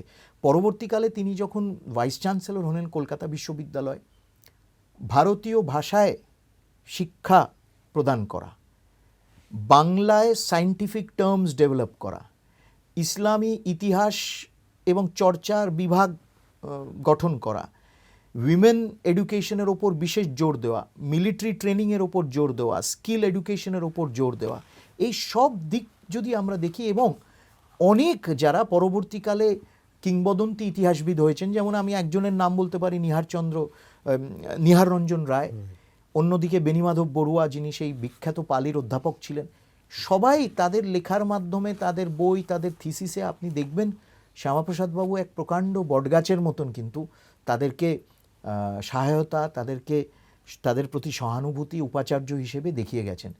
এবং সেই জন্য তার সময়, এবং তার আরেকটা দিক হচ্ছে যে তার জীবনের, তার মানে পুরো জীবন, তার সারা জীবনে তিনি কোনোদিন নিজেকে শিক্ষা জগতের থেকে আলাদা করেননি, এবং তিনি রাজনীতিবিদ হয়ে, সক্রিয় রাজনীতিবিদ হয়েও, কেন্দ্রীয় মন্ত্রী হয়েও, জনসংঘের সভাপতি হয়েও তিনি কিন্তু সারা জীবন কনভোকেশন অ্যাড্রেসেস ডেলিভার করে গেছেন। এবং শেষ তার কনভোকেশন অ্যাড্রেস ছিল দিল্লি ইউনিভার্সিটি, দিল্লি বিশ্ববিদ্যালয়কে, ডিসেম্বর 1952। তার 6 মাসের মধ্যে তিনি মারা গেলেন কাশ্মীরে। অর্থাৎ শিক্ষা জগতের সাথে ইনফ্যাক্ট, এবং তিনি উপাচার্য থাকাকালীনই সম্ভবত রবীন্দ্রনাথ ঠাকুর এসেছিলেন ভাষণ তিনি দিতে। 17 ফেব্রুয়ারি 1937 সালে গুরুদেবকে তিনি আমন্ত্রণ জানিয়েছিলেন, গুরুদেব এসেছিলেন এবং অসাধারণ বক্তৃতা গুরুদেব দিয়েছিলেন। এবং সেখানে ওই বক্তৃতাতে যদি কেউ জিজ্ঞেস করেন যে আশুতোষ এবং শ্যামাপ্রসাদের অ্যাসেসমেন্ট কোনো এক বাংলার মনীষীর মাধ্যমে সে করেছে, আপনি বলুন তো, আমি বলবো তাহলে সেই সমাবর্তন অনুষ্ঠানের ভাষণ, গুরুদেবের সেই ভাষণটা যাতে সবাই পড়ে, সেখানে তিনি পিতা আশুতোষ, পুত্র শ্যামাপ্রসাদ বাংলা ভাষার জন্যে কি করেছেন সেটা গুরুদেব সেইখানে বর্ণনা করেছেন। অসাধারণ। আমি বলি সব ছেড়ে দিই, আমরা পশ্চিমবঙ্গ ছেড়ে দিই, জুন 20 ছেড়ে দিই, সব 20 জুন ছেড়ে দিই, সব ছেড়ে দিই, বাঙালির কৃতজ্ঞ থাকা উচিত শ্যামাপ্রসাদের কাছে এই কারণেই যে তিনি বাঙালি সংস্কৃতি, বাংলার সংস্কৃতি, ঐতিহ্য, ভাষার জন্য যা করেছেন সেই স্বীকৃতিও তাকে দেওয়া উচিত। একটা জিনিস বলুন, ইতিহাস দেখা যাচ্ছে আপনারা যেটা বলছেন যে 1947 সালে শ্যামাপ্রসাদ মুখোপাধ্যায় যদি এরকমভাবে রুখে না দাঁড়াতেন, লড়াই না করতেন, তাহলে গোটা বাংলা হয়তো পাকিস্তানে চলে যেত। হয়তো না, যেতই। এইবারে আমাদের রাজ্যে যে ভোটটা দেখলাম 2026-এ, সেখানেও বিজেপি বারবার বলেছে এইবার যদি তৃণমূল ক্ষমতায় আসে তাহলে পশ্চিমবাংলা থাকবে না, পশ্চিম বাংলাদেশ হয়ে যাবে। এই ভোটের জয়টা আপনাদের কাছে কতটা তাৎপর্যপূর্ণ? এই ভোটের জয় বাঙালি হিন্দুর অস্তিত্ব, পশ্চিমবাংলার অস্তিত্বকে বজায় রেখে দিল। না হলে 47-এ যে ধরনের অবস্থা ছিল অবিভক্ত বাংলায় মুসলিম লীগের শাসনে, ঠিক আমরা সেই ধরনের অবস্থার দিকে কিন্তু এগিয়ে যাচ্ছিলাম এই পশ্চিমবঙ্গে 2026-এ। এবং এই ভোটে যদি তৃণমূল কংগ্রেস পরাজিত না হতো, এবং আমি এটা দায়িত্ব সহকারে বলছি, কেন বাংলাদেশের নির্বাচন ফেব্রুয়ারি মাসে হলো, আমি এখানে কোনো আন্তর্জাতিক মন্তব্য করছি না, কিন্তু এটা বাস্তব কথা। এবং চিন্তা হতো যে যেখানে যেভাবে বর্ডার ফেন্সিং করতে বাধা দিচ্ছিল তৃণমূল কংগ্রেস, এর পেছনে একটি অভিসন্ধি ছিল। যেভাবে চিকেন নেকে এখন 120 একর জমি অ্যালট করে দেওয়া হয়েছে বিএসএফকে, যাতে ওই চিকেন নেক শিলিগুড়ি করিডর সেটা যাতে আরও শক্তি, মানে তার একটা সুরক্ষিত আরও বেশি করে হয়, ফর্টিফিকেশন হয়, যেভাবে তৃণমূল কংগ্রেস সরকার বাধা দিচ্ছিল, এবং যেভাবে তদানীন্তন মুখ্যমন্ত্রী মমতা বন্দ্যোপাধ্যায় এই বাংলাদেশের অভ্যন্তরীণ যে রাজনীতি, সেই রাজনীতির রেশ ধরে বাংলায় যে ধরনের মন্তব্য এবং রাজনীতি তিনি করছিলেন, এটা কিন্তু খুব চিন্তাজনক বিষয়, খুব চিন্তার কারণ হয়ে উঠেছিল। এবং পরিষ্কার বোঝা যাচ্ছিল যে এর পেছনে একটি কোনো রকম একটি প্ল্যানিং রয়েছে।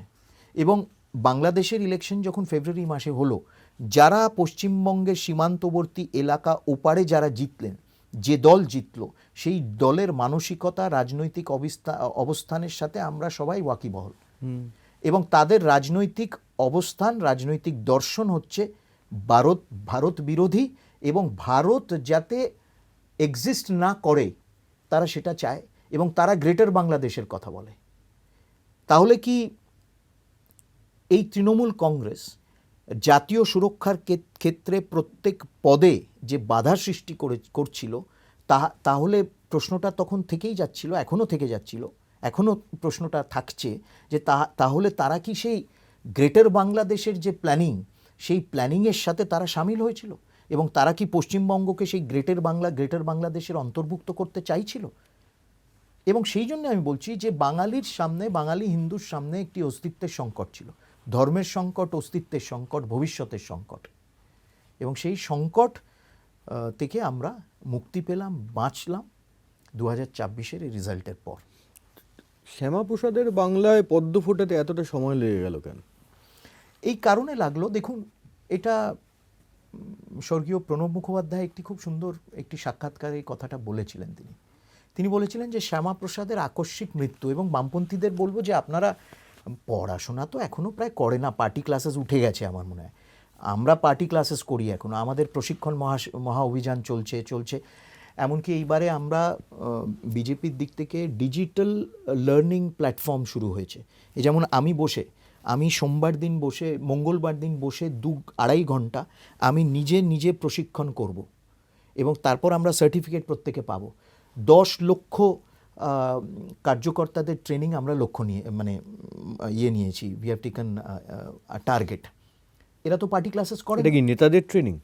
এটা সর্বস্তর, যারা আমরা কার্যকর্তা, যারা নেতা, সবাই, এবং আরও 10 লক্ষ নেতা কর্মীদের, কার্যকর্তাদের we will train ourselves. Module develop হয়েছে, এদের পার্টি ক্লাসেস উঠে গেছে। এবং পার্টি ক্লাসেস উঠে গেছে বলে হিরেন মুখার্জি, আপনি হিরেন বাবুর কথা বলুন, they won't know who Hiren Mukherjee was, what was his contribution. হিরেন মুখার্জির শ্যামাপ্রসাদ সম্বন্ধে তার পোর্ট্রেট অফ পার্লামেন্টে কি লিখে গেছেন সেটা পড়ুক ওরা। কথাটা হচ্ছে যে প্রণববাবু এই কথাটা বলেছিলেন যে শ্যামাপ্রসাদের আকস্মিক মৃত্যুতে একটা বিশাল ধাক্কা জনসংঘ পেয়েছিল, because he was the only leader of all India স্টেচার in Jana Sangh, এবং বাংলায় তিনি ছিলেন অবিসংবাদী নেতা। এবং তার মৃত্যুতে হঠাৎ পুরো ধাঁচটা প্রায় কোল্যাপসের দিকে চলে গেছিল, এবং সেখান থেকে বেরিয়ে আসতে অনেক সময় লেগেছে, এবং সেটা স্বাভাবিক। সেই ভয়েডটা যেটা ক্রিয়েট হয়েছিল, এবং সাধন দত্ত পরবর্তীকালে সাধন গুপ্ত বাই ইলেকশনে জিতলেন সেই দক্ষিণ কলকাতা লোকসভা, কেন জনসংঘ সবটাই এতটাই শকড হয়ে গেছিল। এবং যোগমায়া দেবী তার পরিবারে একেবারে নিষিদ্ধ করে দিয়েছিলেন শ্যামাপ্রসাদের মৃত্যুর পর। তার পরিবারজনরাই আমাকে জানিয়েছেন এই কথা, তাদের সাথে যখনই বসি কথা বলি, তাদের অনেক স্নেহ আমি পেয়েছি, আশীর্বাদও পেয়েছি। যোগমায়া দেবী একেবারে ইনজাংশন দিয়ে দিয়েছিলেন, নিষিদ্ধ করে দিয়েছিলেন যে এই পরিবারে আর কেউ যাবে না রাজনীতির ক্ষেত্রে, কেউ যাবে না, কেউ রাজনীতি করবে না, সক্রিয়ভাবে হোক, নিষ্ক্রিয়ভাবে হোক, যেভাবেই হোক। সেজন্য সেখান থেকে উঠে বেরিয়ে আসতে শ্যামাপ্রসাদের সেই মৃত্যু, তারপর একটা ভয়েড, জনসংঘ সবে গঠিত হয়েছে, 2 বছরও হয়নি, শুধু মুষ্টিমেয় 3 জন, কিন্তু একটা ন্যাশনাল পার্টি। মৃত্যুটা কি স্বাভাবিক মৃত্যু ছিল? অস্বাভাবিক মৃত্যু, এটা তো একেবারেই অস্বাভাবিক মৃত্যু। 45 দিন তাকে ডিটেনশনে রাখা, তিনি অঘোষিত বিরোধী পক্ষে, হেফাজতে মৃত্যু হয়েছিল। হেফাজতে মৃত্যু, তার যখন থ্রম্বোসিস তার যখন অ্যাট্যাক হলো, তাকে হাঁটিয়ে হাসপাতালে নিয়ে যাওয়া, একটা সাধারণ ওয়ার্ডে শ্রীনগরের স্টেট হসপিটালে রাখা, তাকে হার্ট অ্যাটাকের 24 ঘন্টা পর হাঁটিয়ে গাড়িতে উঠিয়ে বসিয়ে, একটি ট্যাক্সিতে বসিয়ে, নো স্ট্রেচার, আমি সেই জায়গাটা দেখে এসেছি শ্রীনগরে, যেখানে রাখা হয়েছিল তা একটা মালির বাংলো মানে একটা মালির কটেজ ছিল, সেটা মালিরা কাজ করতো, রাত্রিরে ওখানে থাকতো। সাপ খোপ একেবারে খুব দুর্গম এলাকায়, দেখে এসেছি আমি জায়গাটা, এখনও রয়েছে জায়গাটা।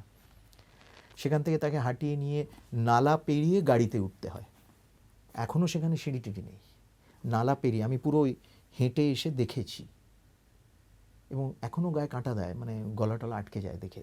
সেই মানুষটা মানে বাংলার একজন জননেতা, জননায়ক, পশ্চিমবঙ্গের স্রষ্টা, former union minister, first industry minister, youngest vice chancellor, sitting member of parliament, president of founder president of a national party, তাকে ওইভাবে ট্রিট করা হলো।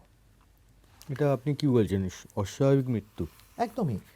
তার এই যে আমরা বলি না যে মানুষ জানে যে তার পারমিট ছিল, তিনি পারমিট ভঙ্গ করে ঢুকেছিলেন, ঠিকই, কিন্তু এইখানে আমি আপনার মাধ্যমে আমাদের যারা শ্রোতা তাদেরকে অনুরোধ করব, উমাপ্রসাদ বাবুর ওই শ্যামাপ্রসাদের মৃত্যু রহস্য ও ডায়েরি যে বইটা, সে বইটা তারা যাতে পড়ে, এবং উমাপ্রসাদ বাবুর মণিমহেশ যে বইটা, তার ওই হিমালয় ভ্রমণ, মণিমহেশ যেটা পরবর্তীকালে সাহিত্য একাডেমি পেয়েছিল, সেখানেও তিনি একটা চ্যাপ্টারে এই বিষয়টার বর্ণনা করছেন। শ্যামাপ্রসাদ বাবু যখন বেরোলেন কলকাতা থেকে, তার শেষ যাত্রা, তিনি এবার কাশ্মীরের উদ্দেশ্যে রওনা হলেন, দিল্লি হয়ে পাঞ্জাব, আম্বালা, পাঠানকোট এইসব জায়গায় করতে করতে তিনি আম্বালা পেরিয়েছেন, তখন তার কামরায় ডিসি উঠলেন, সেখানকার ডিসি উঠে, ডিসিকে দেখে তিনি বললেন, আচ্ছা you have come to arrest me, আসুন আসুন, অ্যারেস্ট করতে এসছেন, আমি রেডি। ডিসি বললেন, না স্যার, আমাদের ইনস্ট্রাকশন এসছে কেন্দ্রীয় সরকার থেকে যে আপনাকে যেতে দেওয়ার ইনস্ট্রাকশন এসছে, you can enter Jammu and Kashmir. আচ্ছা, পয়েন্ট টু বি নোটেড। ঠিক আছে। তো শ্যামাপ্রসাদ নামলেন, নেবে পাঠানকোটে নেবে, সেখানে জনসভা করলেন, সেইখানেও আমরা একটি প্রকাণ্ড মেমোরিয়াল নির্মাণ করার চেষ্টা করছি। সেই নেবে তিনি জিপে বসে, তার 2-3 সহযোগী যাচ্ছেন, তার যে এসকর্ট ভেহিকল, সেই এসকর্ট ভেহিকলকে খুব আলগোছে আটকে দেওয়া হলো, বলল যে আপনাদের পারমিট লাগবে, পারমিট আসছে, আপনারা একটু অপেক্ষা করুন। শ্যামাপ্রসাদ চলে গেলেন, ঠিক ওই রাবি নদীর মাঝে, ওই এখনও সেতু রয়েছে, সেখানে ওই দিকে এসপি কাঠুয়া, মানে জম্মু কাশ্মীরের পুলিশের, তারা ওয়েট করছে, তিনি তাকে সেখানে আটকালেন, দিয়ে বললেন যে আপনি প্রসিড করতে পারবেন না। উনি তখন বুঝলেন যে হি ওয়াজ ট্র্যাপড অলসো। উনি বললেন, but I intend to proceed to Kashmir, এবং তাকে তখন তারা অ্যারেস্ট করলো। পেছনে ঘুরে দেখেন যে পাঞ্জাব পুলিশ ইজ দেয়ার, পেছনে ঘুরে দেখেন ওনার এসকর্ট অ্যান্ড এভরিওয়ান, তারা ওই দিকে আটক করে দেওয়া হয়েছে, তাদেরকে থামিয়ে দেওয়া হয়েছে। ওনাকে তখন নিয়ে গেল বন্ধ জিপে করে, ওনাকে 12 ঘন্টা তখন লাগতো, একটা নাইট হল্ট করে 12 ঘন্টা, তারপর শ্রীনগরে নিয়ে গিয়ে রেখে দিল ওখানে 45 ডেজ। এবং তার মাঝে নেহরু গেছিলেন, নেহরু শ্রীনগরে গিয়ে 7 দিন ছুটি কাটালেন, কিন্তু একবারের জন্য শ্যামাপ্রসাদ কেমন আছেন বা শ্যামাপ্রসাদের সাথে গিয়ে দেখা করলেন না। যোগমায়া দেবী সেই চিঠিতে লিখেছিলেন, অথচ নেহরুর মন্ত্রিসভারই মন্ত্রী ছিলেন, নেহরুর মন্ত্রিসভার মন্ত্রী, এবং নেহরুকে শুধু মন্ত্রিসভায় মন্ত্রী বলে নেহরুর সাথে তার পরিচয় ছিল না, 2 দশক 3 দশক ধরে নেহরুর সাথে পরিচয়। এতটা হার্টলেস এই কংগ্রেসিরা ছিল। তারা কংগ্রেসিরা বলে যে আরএসএস নাকি মহাত্মা গান্ধীকে হত্যা করেছে, কোনো কোর্ট আজ অবধি প্রুফ করতে পারেনি এই অবান্তর কথাটা যে আরএসএস অ্যাসাসিনেটেড মহাত্মা গান্ধী। কিন্তু আমরা জোর গলায় বলতে পারি, এবং এটা সত্য, ধ্রুব সত্য, কংগ্রেস অ্যাসাসিনেটেড শ্যামাপ্রসাদ মুখার্জি। কেন এনকোয়ারি হলো না? কেন তার পোস্টমর্টম হলো না? যোগমায়া দেবী তো চেয়েছিলেন যাতে তদন্ত হোক, কিন্তু নেহরু সেটা করেননি। শুধু যোগমায়া দেবী তো মা হিসেবে চেয়েছেন, এবং সেই কথা যোগমায়া দেবী ডক্টর বিসি রায়কে বলছেন, যখন বিধান এলেন, ডক্টর বিসি রায় এলেন, যখন মরদেহ এসে বিসি রায় ওয়েট করছেন, রিসিভ করবে মরদেহ, যোগমায়া দেবী সেই কাঁদতে কাঁদতে বিধান রায়কে বললেন যে বিধান, তুমি থাকতে আমার শ্যামা ভুল চিকিৎসায় কি করে মারা যায়, তুমি থাকতে কি করে মারা যায়, সেই কথা। এবং আপনি ভেবে দেখুন, এই মানুষটি কখন মারা গেল তার টাইম পর্যন্ত তারা ঠিক করে বলেনি, 2:30-র সময় কিংবা 4:30-র সময়, অর্থাৎ তিনি যখন মারা গেলেন তার পাশে কেউ ছিল না, nobody was allowed by his side. একেবারে অন্ধকারে অজান্তে তিনি মারা গেলেন, তাকে ইনজেকশন দিল, আফটার দ্যাট হি কোল্যাপসড। এবং কারুর মানে আমরা তো বলি যে শেষ মুহূর্ত এসে গেছে, অন্তত পরিবারের লোকেরা পাশে থাকুক, সাধারণত এই হয়। শ্যামাপ্রসাদ মুখোপাধ্যায়ের মৃত্যুতে সরকারি নথিতে কি আছে? সরকারি নথিতে কিছু নেই, বলে যে হার্ট ফেলিয়ার। উনি তো হার্টের পেশেন্ট ছিলেন, হার্ট ফেলিয়ার, মারা গেছেন।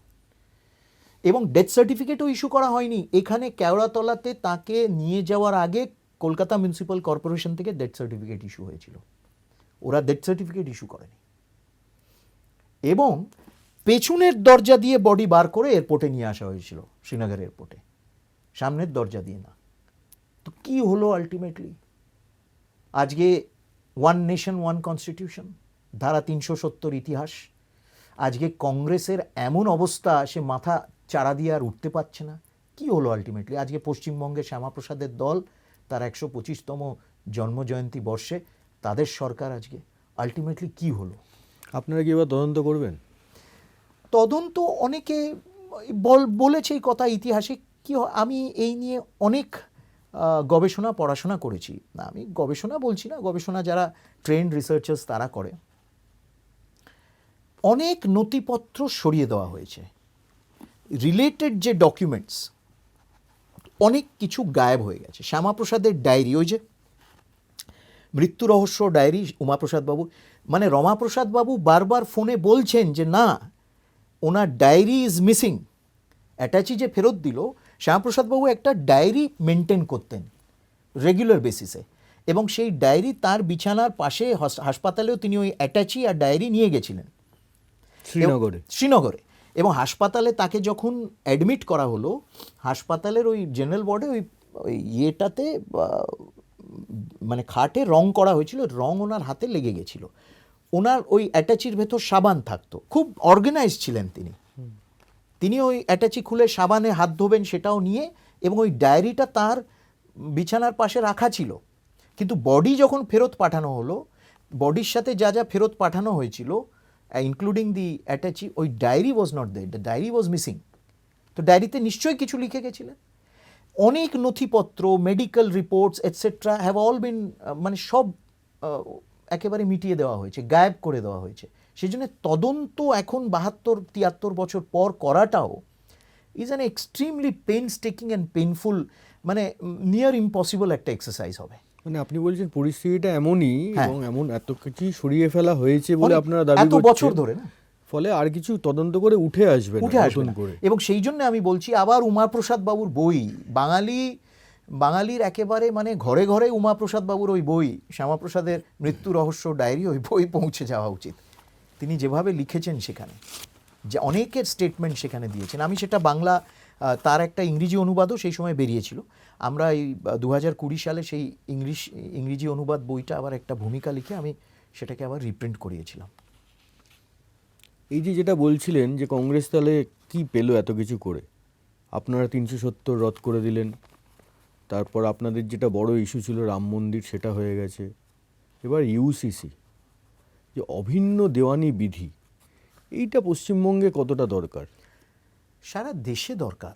আপনি যদি কনস্টিটিউয়েন্ট অ্যাসেম্বলি ডিবেট দেখেন, সেই সময়কার কনস্টিটিউয়েন্ট অ্যাসেম্বলিতে অনেকে এই হংসা মেহতার মতন অনেকে যারা কংগ্রেসই ছিলেন, তারা এই ইউসিসির পক্ষেও বক্তব্য রেখেছিলেন, ইনক্লুডিং বাবা সাহেব ডক্টর আম্বেদকর। এটা দরকার। এখানে if it is one nation one constitution, এবং হিন্দু কোড বিল সেই সময় বেরিয়েছিল 5 দশকে, সেই সময় বেরিয়েছিল, এবং if it is one nation one constitution, তাহলে এই কনস্টিটিউশনের অন্তর্গত সবাই সমান। এবং বিশেষ করে মুসলিম সম্প্রদায়ের মহিলারা, এবং যার জন্যে ওই ট্রিপল তালাক আইনকে, একেবারে ট্রিপল তালাককে ইল্লিগাল ঘোষিত করা হলো, it was a big relief for them. কেন কিছু কুক্ষিগত মৌলানারা, মৌলভীরা, তারা ঠিক করবে কোনটা ঠিক কোনটা বেঠিক? এবং এই যে অভিন্ন, মানে এই সেপারেট যে একটি কোড হবে, সেপারেট এই মানে পুরো তাদের জন্য তাদের আইন কানুন সব আলাদা হবে, তো জিন্নার অবস্থান 37 সাল থেকে জিন্না এই ডিমান্ড তুলেছিল। তাহলে আমরা কেন জিন্নার ডিমান্ড এখনো স্বাধীন ভারতবর্ষে এখনো আমরা সেই কিছু মানুষ এই জিন্নার ডিমান্ডকে তুলে ধরবে? ভারতের সংবিধান, এই সংবিধানের ৭৮ বছর ৮০ বছর হতে যাচ্ছে এবং এই সংবিধানে সবার জন্য জায়গা রয়েছে, সবার অধিকার অক্ষুণ্ণ রাখার, সুরক্ষিত রাখার এই সংবিধানের মধ্যে এই শক্তি রয়েছে। আমাদের মানতে হবে সেই জিনিস এবং এই তবে থেকে এই ডিমান্ড রয়েছে। ডিমান্ড রয়েছে, কিন্তু অনেকেই মনে করেন এটার আপনাদের টার্গেট আসলে মুসলিমরা। সেই জন্যই অমিত শাহ বলে কেন একটা ধর্মের মানুষ 4 বার বিয়ে করবে। হ্যাঁ, আপনারা চাইছেন যে হিন্দু ধর্মের যে আইন সেইটাকে অন্য বাকিদের ওপর চাপিয়ে দিতে। না, বলছি সংবিধান তো হিন্দু ধর্মের আইন না, সংবিধান তো বাবা সাহেব আম্বেদকর করেছেন। সেই সময় সব মনীষীরা 4 বছর ধরে সংবিধান এর ওপর চর্চা হয়ে সংবিধান লাগু হয়েছিল। সংবিধান is not religious, the Indian constitution is not a religious document. আমি সেই জন্য এই আর্গুমেন্টটা বুঝতে পারছি না। কিন্তু আমার প্রশ্ন হলো যে সংবিধানের অন্তর্গত কেন কিছু মানুষ আলাদা থাকবে, বা তারা কেন নিজেদেরকে আলাদা রাখবে, এবং সেই আলাদা রাখার দরুন একটি আলাদা মানসিকতা চিরকালের জন্য কেন তারা পোষণ করবে, এবং একটি দেশের মধ্যে তারা নিজেদেরকে একটা কম হিসেবে কেন দেখবে? এই প্রশ্নটাও থেকে যাচ্ছে। এবং বিশেষ করে বামপন্থীরা ইন্ধন যোগায় এইসবের আর্গুমেন্টের পেছনে, তারা ইন্ধন যোগায়। মানে তারা দেখুন, এখান থেকে যখন তাসলিমা নাসরিনকে চলে যেতে হলো, বামপন্থীরা কিছু করতে পারলো না, তাদের আমলে যেতে হলো। জাভেদ আখতার কিছুদিন আগে এখানে এসে তিনি প্রোগ্রাম করতে পারলেন না, চলে যেতে হলো তাকে 6 মাস 1 বছর আগে। কোথায় ছিল তখন বামপন্থীরা? তো আমরা সেই কম মেন্টালিটি কেন রাখতে চাইছি স্বাধীন ভারতবর্ষে?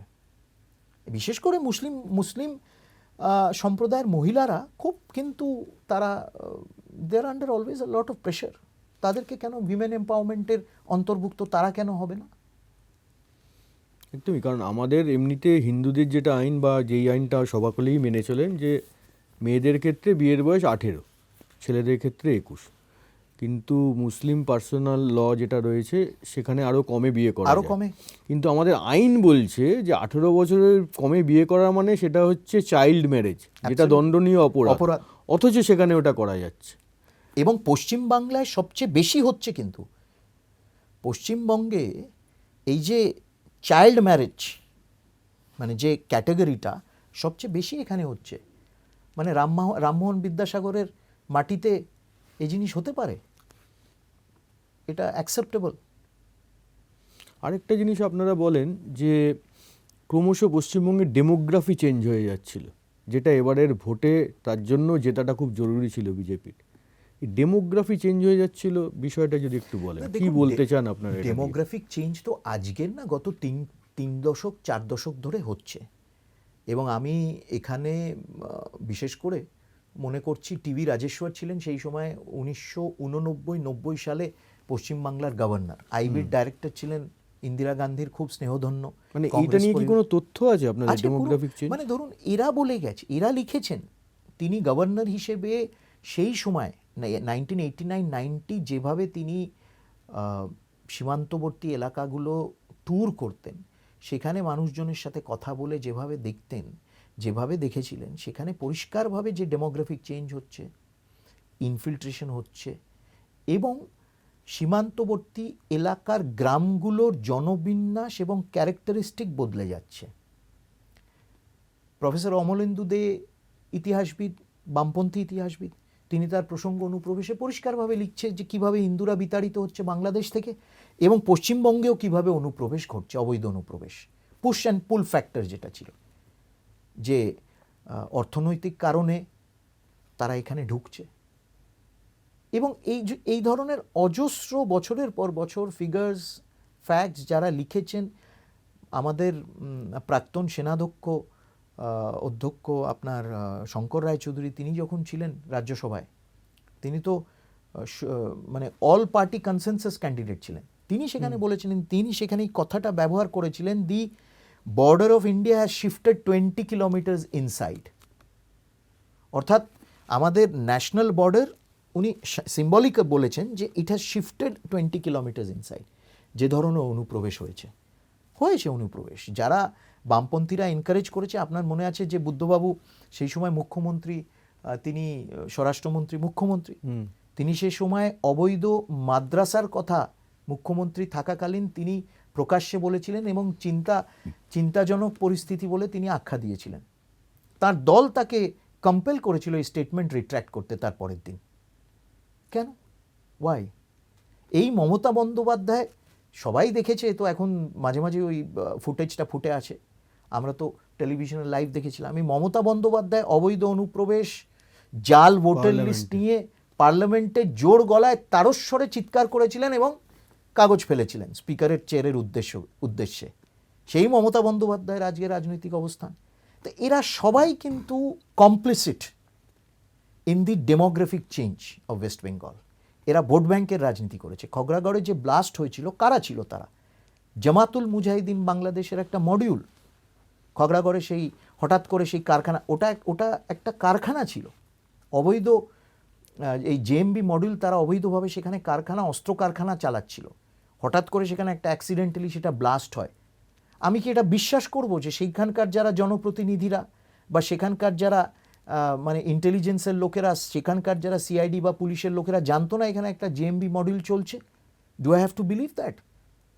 সেই জন্য এক সংখ্যক স্টেটের আমলারা, এক সংখ্যক স্টেটের পুলিশেরা এবং জনপ্রতিনিধিরা বিভিন্ন দলের, they were complicit in this.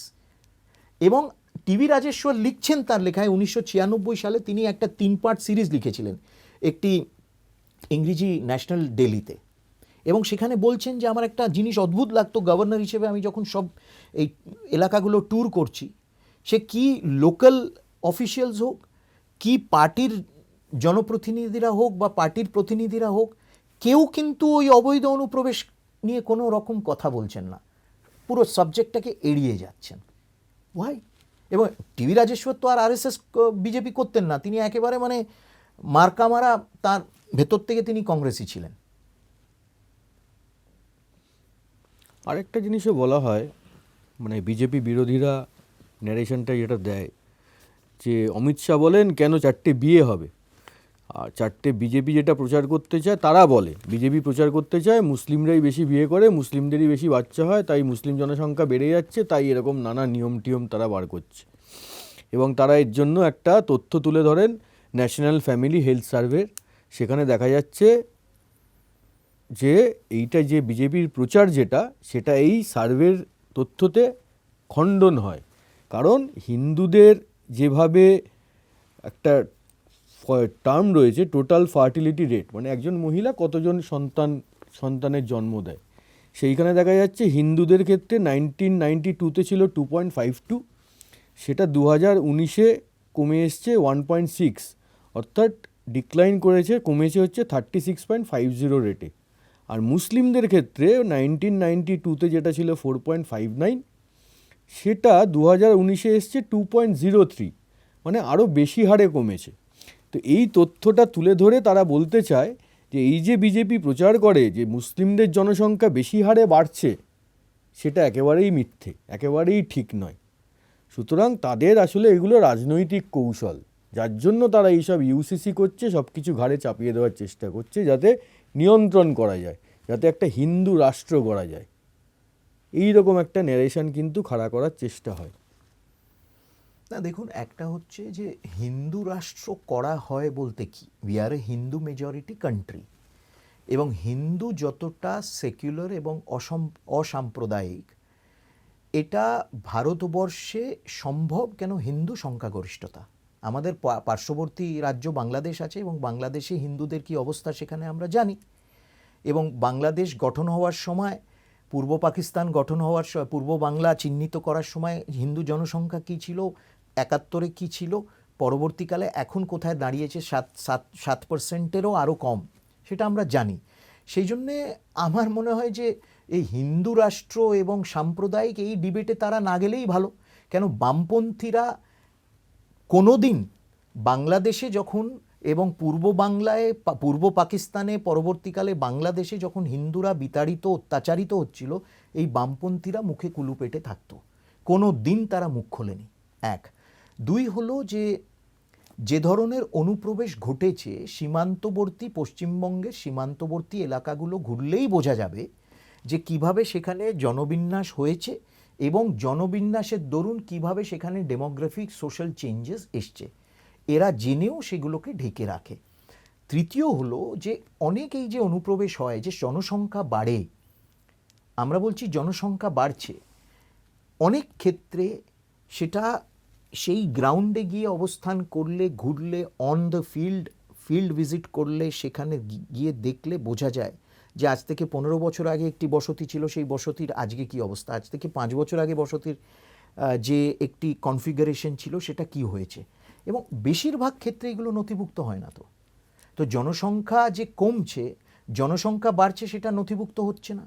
তারা নিজেদেরকে মানে আপনার চাইল্ড বার্থ হয়েছে সেটাকে রেকর্ড করা হচ্ছে না, সেটাকে বলছেন রেকর্ড করা হচ্ছে না বলেই এই যে ফিগারটায় এক্স্যাক্ট রিফ্লেকশনটা পাওয়া যাচ্ছে না। যেমন পশ্চিমবঙ্গে দীর্ঘকাল আমরা শুনেছি ক্রাইমস একেবারে খুব কম, এখানে ক্রাইম হচ্ছে খুব কম, এই কারণেই কেন সেগুলো রেকর্ডেড হচ্ছে না। তো যখন রেকর্ড হবে না, কেস রেজিস্টার হচ্ছে না, naturally Calcutta is a haven. এই তৃণমূল কংগ্রেসের এরা বলতো যে এখানে ক্রাইম রেট সবচেয়ে কম, উত্তরপ্রদেশ, রাজস্থানের থেকে অনেক কম। এখানে কম এই কারণে কেন পুলিশ কমপ্লেন নিত না, এনকারেজ করা হতো না এফআইআর নথিভুক্ত করা বা ডায়েরি করাতে, কোনো রকম এনকারেজ করা হতো না।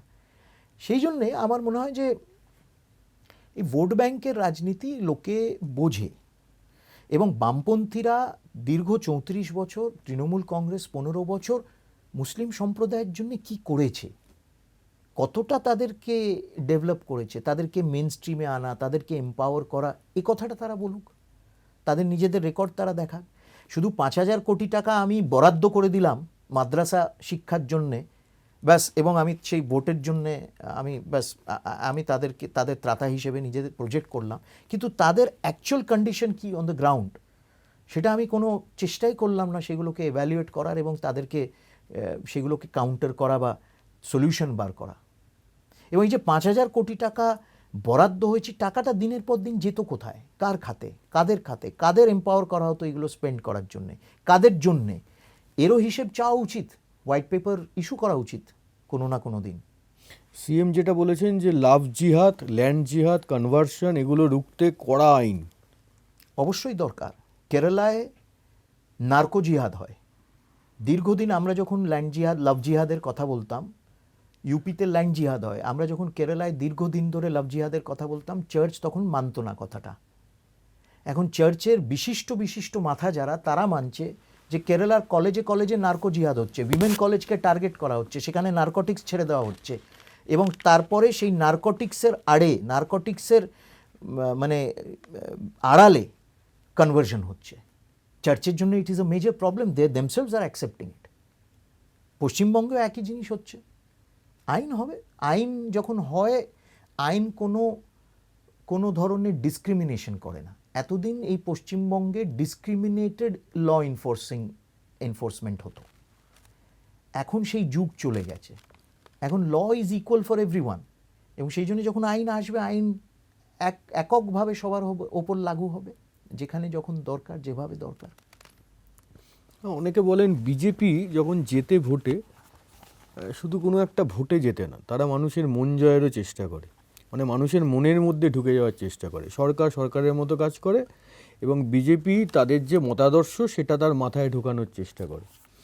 তাই যদি হয়ে থাকে, তাহলে কি আপনাদের কাছে বড় চ্যালেঞ্জ এখনও বামপন্থীরা, সিপিএম? কারণ তাদের একটা পাল্টা মতাদর্শ রয়েছে, সেটা কেউ মানুক বা না মানুক বা যাই হোক, আপনাদের যেমন একটা মতাদর্শ রয়েছে, তার একটা পাল্টা মতাদর্শ রয়েছে। সেক্ষেত্রে কি তৃণমূলের থেকে আপনাদের এখন সিপিএমটাই এখনও, তারা যতই সংখ্যায় কম হোক, চ্যালেঞ্জ কার্ড কোনটা বেশি, সিপিএম না তৃণমূল? দেখুন, চ্যালেঞ্জ কোনোটাই না। বামপন্থীরা একটা স্ট্রাকচার্ড পার্টি ছিল, কিন্তু তারা যে ধরনের মতাদর্শ মানুষের মনের মধ্যে ঢুকিয়ে দেওয়ার চেষ্টা করেছিল, 34 বছর পর বোঝা গেল যে সেই মতাদর্শ এবং চেষ্টা করার যে প্রক্রিয়াটা stood on very flimsy foundation. এবং সেই জন্য গত 15 বছর সারা দেশে এবং এই পশ্চিমবঙ্গে, এবারে কেরালাতেও, তারা আস্তে আস্তে নিশ্চিহ্ন হয়ে যাচ্ছে। এবং তৃণমূল কংগ্রেসের কোনো মতাদর্শ ছিলই না, এবং যার জন্যে তারা যখন কোল্যাপস করলো, এমনভাবে কোল্যাপস করলো, মানুষ তাদেরকে পরিত্যাগ করলো, মানুষ তাদের রিজেক্ট করলো, মানুষ তাদের একেবারে বিপরীতে গিয়ে সম্পূর্ণভাবে নিশ্চিহ্ন করলো। এবং সেই জন্যে আমাদের কাছে চ্যালেঞ্জ হচ্ছে, আমাদের যেটা সবসময় মোদিজি মনে করান, আমাদের কাছে চ্যালেঞ্জ হচ্ছে আমাদের ওন পারফরমেন্স। আমরা পারফর্ম করব, মানুষকে যা প্রতিশ্রুতি দেওয়া হয়েছে সেই প্রতিশ্রুতি পালন করা, একেবারে সঠিকভাবে টাইম বাউন্ড ওয়েতে, অ্যাকাউন্টেবল ওয়েতে সেই প্রতিশ্রুতি পালন করা, মানুষের আশা আকাঙ্ক্ষা পূর্ণ করা, এবং বিজেপির যে মতাদর্শ, দ্য ওয়ার্ল্ড ভিউ, ভারতীয় জনতা পার্টির যে ওয়ার্ল্ড ভিউ, এবং যেটা প্রধানমন্ত্রী নরেন্দ্র মোদী একদিকে বিকশিত ভারতের কথা বলছেন, সশক্ত ভারত, সমৃদ্ধ ভারতের কথা বলছেন, এই মতাদর্শকে মানুষের কাছে পৌঁছে দেওয়া। আমরা ঢুকিয়ে দিই না, আমরা মানুষের মাথায় ড্রিলিং করে ঢোকানোর চেষ্টা করি না, আমরা পরিবেশন করি।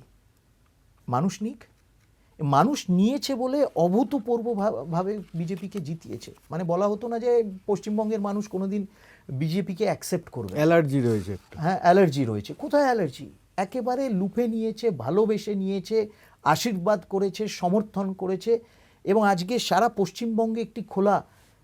কিন্তু এটা তো মানবেন, বাতাবরণ। বিজেপিকে যেমন ভোট দিয়েছে, সেটা বিজেপিকে ভোট দেওয়ার থেকেও বেশি যেন তৃণমূলকে rejection. That is a way of looking at it, that is a way of looking at it. শুধু তো আপনি তো মোদিজি, এই যে মোদিজির যে পুরো ক্যাম্পেইন, তিনি যে বছরের পর বছর বাংলার মানুষের সাথে লেগে থেকেছেন, তিনি যে ক্যাম্পেইন করলেন, এটা তো হতে পারে না যে it was just a negative campaign.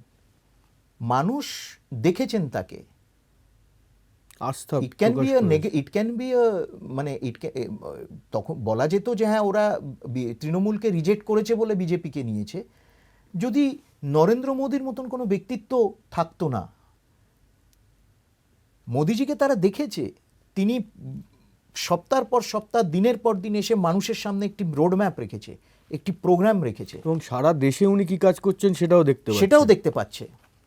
তিনি গত বছর দুর্গাপুরে সেপ্টেম্বরে যখন গিয়ে বলেছিলেন যে আমি আগামী 50 বছর আগে যে অবস্থান ছিল পশ্চিমবাংলার, শিল্পের দিক থেকে, শিক্ষার দিক থেকে, পরিকাঠামোর দিক থেকে, আমি সেই পশ্চিমবঙ্গকে আবার ভবিষ্যতের দিকে নিয়ে যেতে চাইছি। তো পিপল হ্যাড অ্যান অল্টারনেটিভ। তাদের সামনে একটা অল্টারনেটিভ ছিল প্রেজেন্টেড বাই নরেন্দ্র মোদী। তাদের সামনে একটা অল্টারনেট রোড ম্যাপ ছিল, একটা ভিশন ছিল। তারা সেটা অ্যাকসেপ্ট করেছে। তৃণমূল কংগ্রেস কোনো রকম রোড ম্যাপ, ভিশন কিচ্ছু দিতে পারেনি, খালি DJ DJ DJ DJ DJ DJ করেছে। মানুষ নেয়নি, কান ঝালাপালা হয়ে গেছে। বিজেপির আরেকটা বিশেষ বৈশিষ্ট্য রয়েছে, আমি দেখেছি, তা আপনাদের কোনো শাখা নেই। মানে ভারতীয় মজদুর সংঘ বলুন, এবিভিপি বলুন, সবই আরএসএসের সঙ্গে। বিজেপির যে শ্রমিক সংগঠন, বিজেপির ছাত্র সংগঠন, এরকম কোনো নেই কেন? আগাগোড়া প্রথম থেকেই তাই হয়েছিল। বা বিএমএস গঠন হয়েছিল কত দশক আগে। জনসংঘেরও কোনো আলাদা ওই ধরনের ছিল না, সেই প্যাটার্নই চলে এসছে। জনসংঘেরও কোনো আলাদা ছাত্র সংগঠন ছিল না, ইট ওয়াজ যুবদের সংগঠন ছিল। সেই পদ্ধতি চলে এসছে। কেন আমাদের যেটা মনে হয় সেটা সবসময় হচ্ছে যে এটা political work is our core work, এবং সেইখানেই আমাদের ফোকাস করা উচিত। এবং পাওয়ার ইজ এ মিনস যাতে আমরা মানুষের কাজ করতে পারি এবং আরও সশক্ত ভারত নির্মাণ করতে পারি। এবং আমাদের কাজ করার যে পরিধি এবং জায়গাটা হচ্ছে ক্ষমতায় আসার ফোকাস, এবং ক্ষমতায় আসার জন্যে যা করণীয়, এবং ক্ষমতায় আসার কারণটা হচ্ছে যাতে আমরা একটি ট্রান্সফরমেটিভ গভর্নেন্স এজেন্ডা ইমপ্লিমেন্ট করতে পারি। সেই জন্য সেখানে ক্ল্যারিটি আছে। আর দেখছেন তো এই যে তৃণমূল ছাত্র পরিষদ সব কলেজ টলেজে কী ধরনের অফিস চালাচ্ছে, সেই অফিসের মধ্যে কী ধরনের সরঞ্জাম দেখছেন। তৃণমূল আইএনটিটিটিউসি, সেই আইএনটিটিউসির নামে তোলা হতো, একেবারে মানে প্রান্তিক স্তরের মানুষকে ব্যতিব্যস্ত করা হতো, বিরক্ত করা হতো। দেখলেন তো আপনারা। এবং বামপন্থীরা আন্দোলন, শ্রমিক আন্দোলনের নামে একেবারে একটার পর একটা এখানে সব ফ্যাক্টরি লাটে উঠিয়ে দিয়েছিল, কনফ্রন্টেশন করে ক্লাস ওয়ারের নামে একেবারে একটা অরাজক পরিস্থিতি তৈরি করেছিল এখানে। ওইসব করে কি লাভ? আলটিমেটলি মানুষের ক্ষতি হচ্ছে, রাজ্যের ক্ষতি হচ্ছে।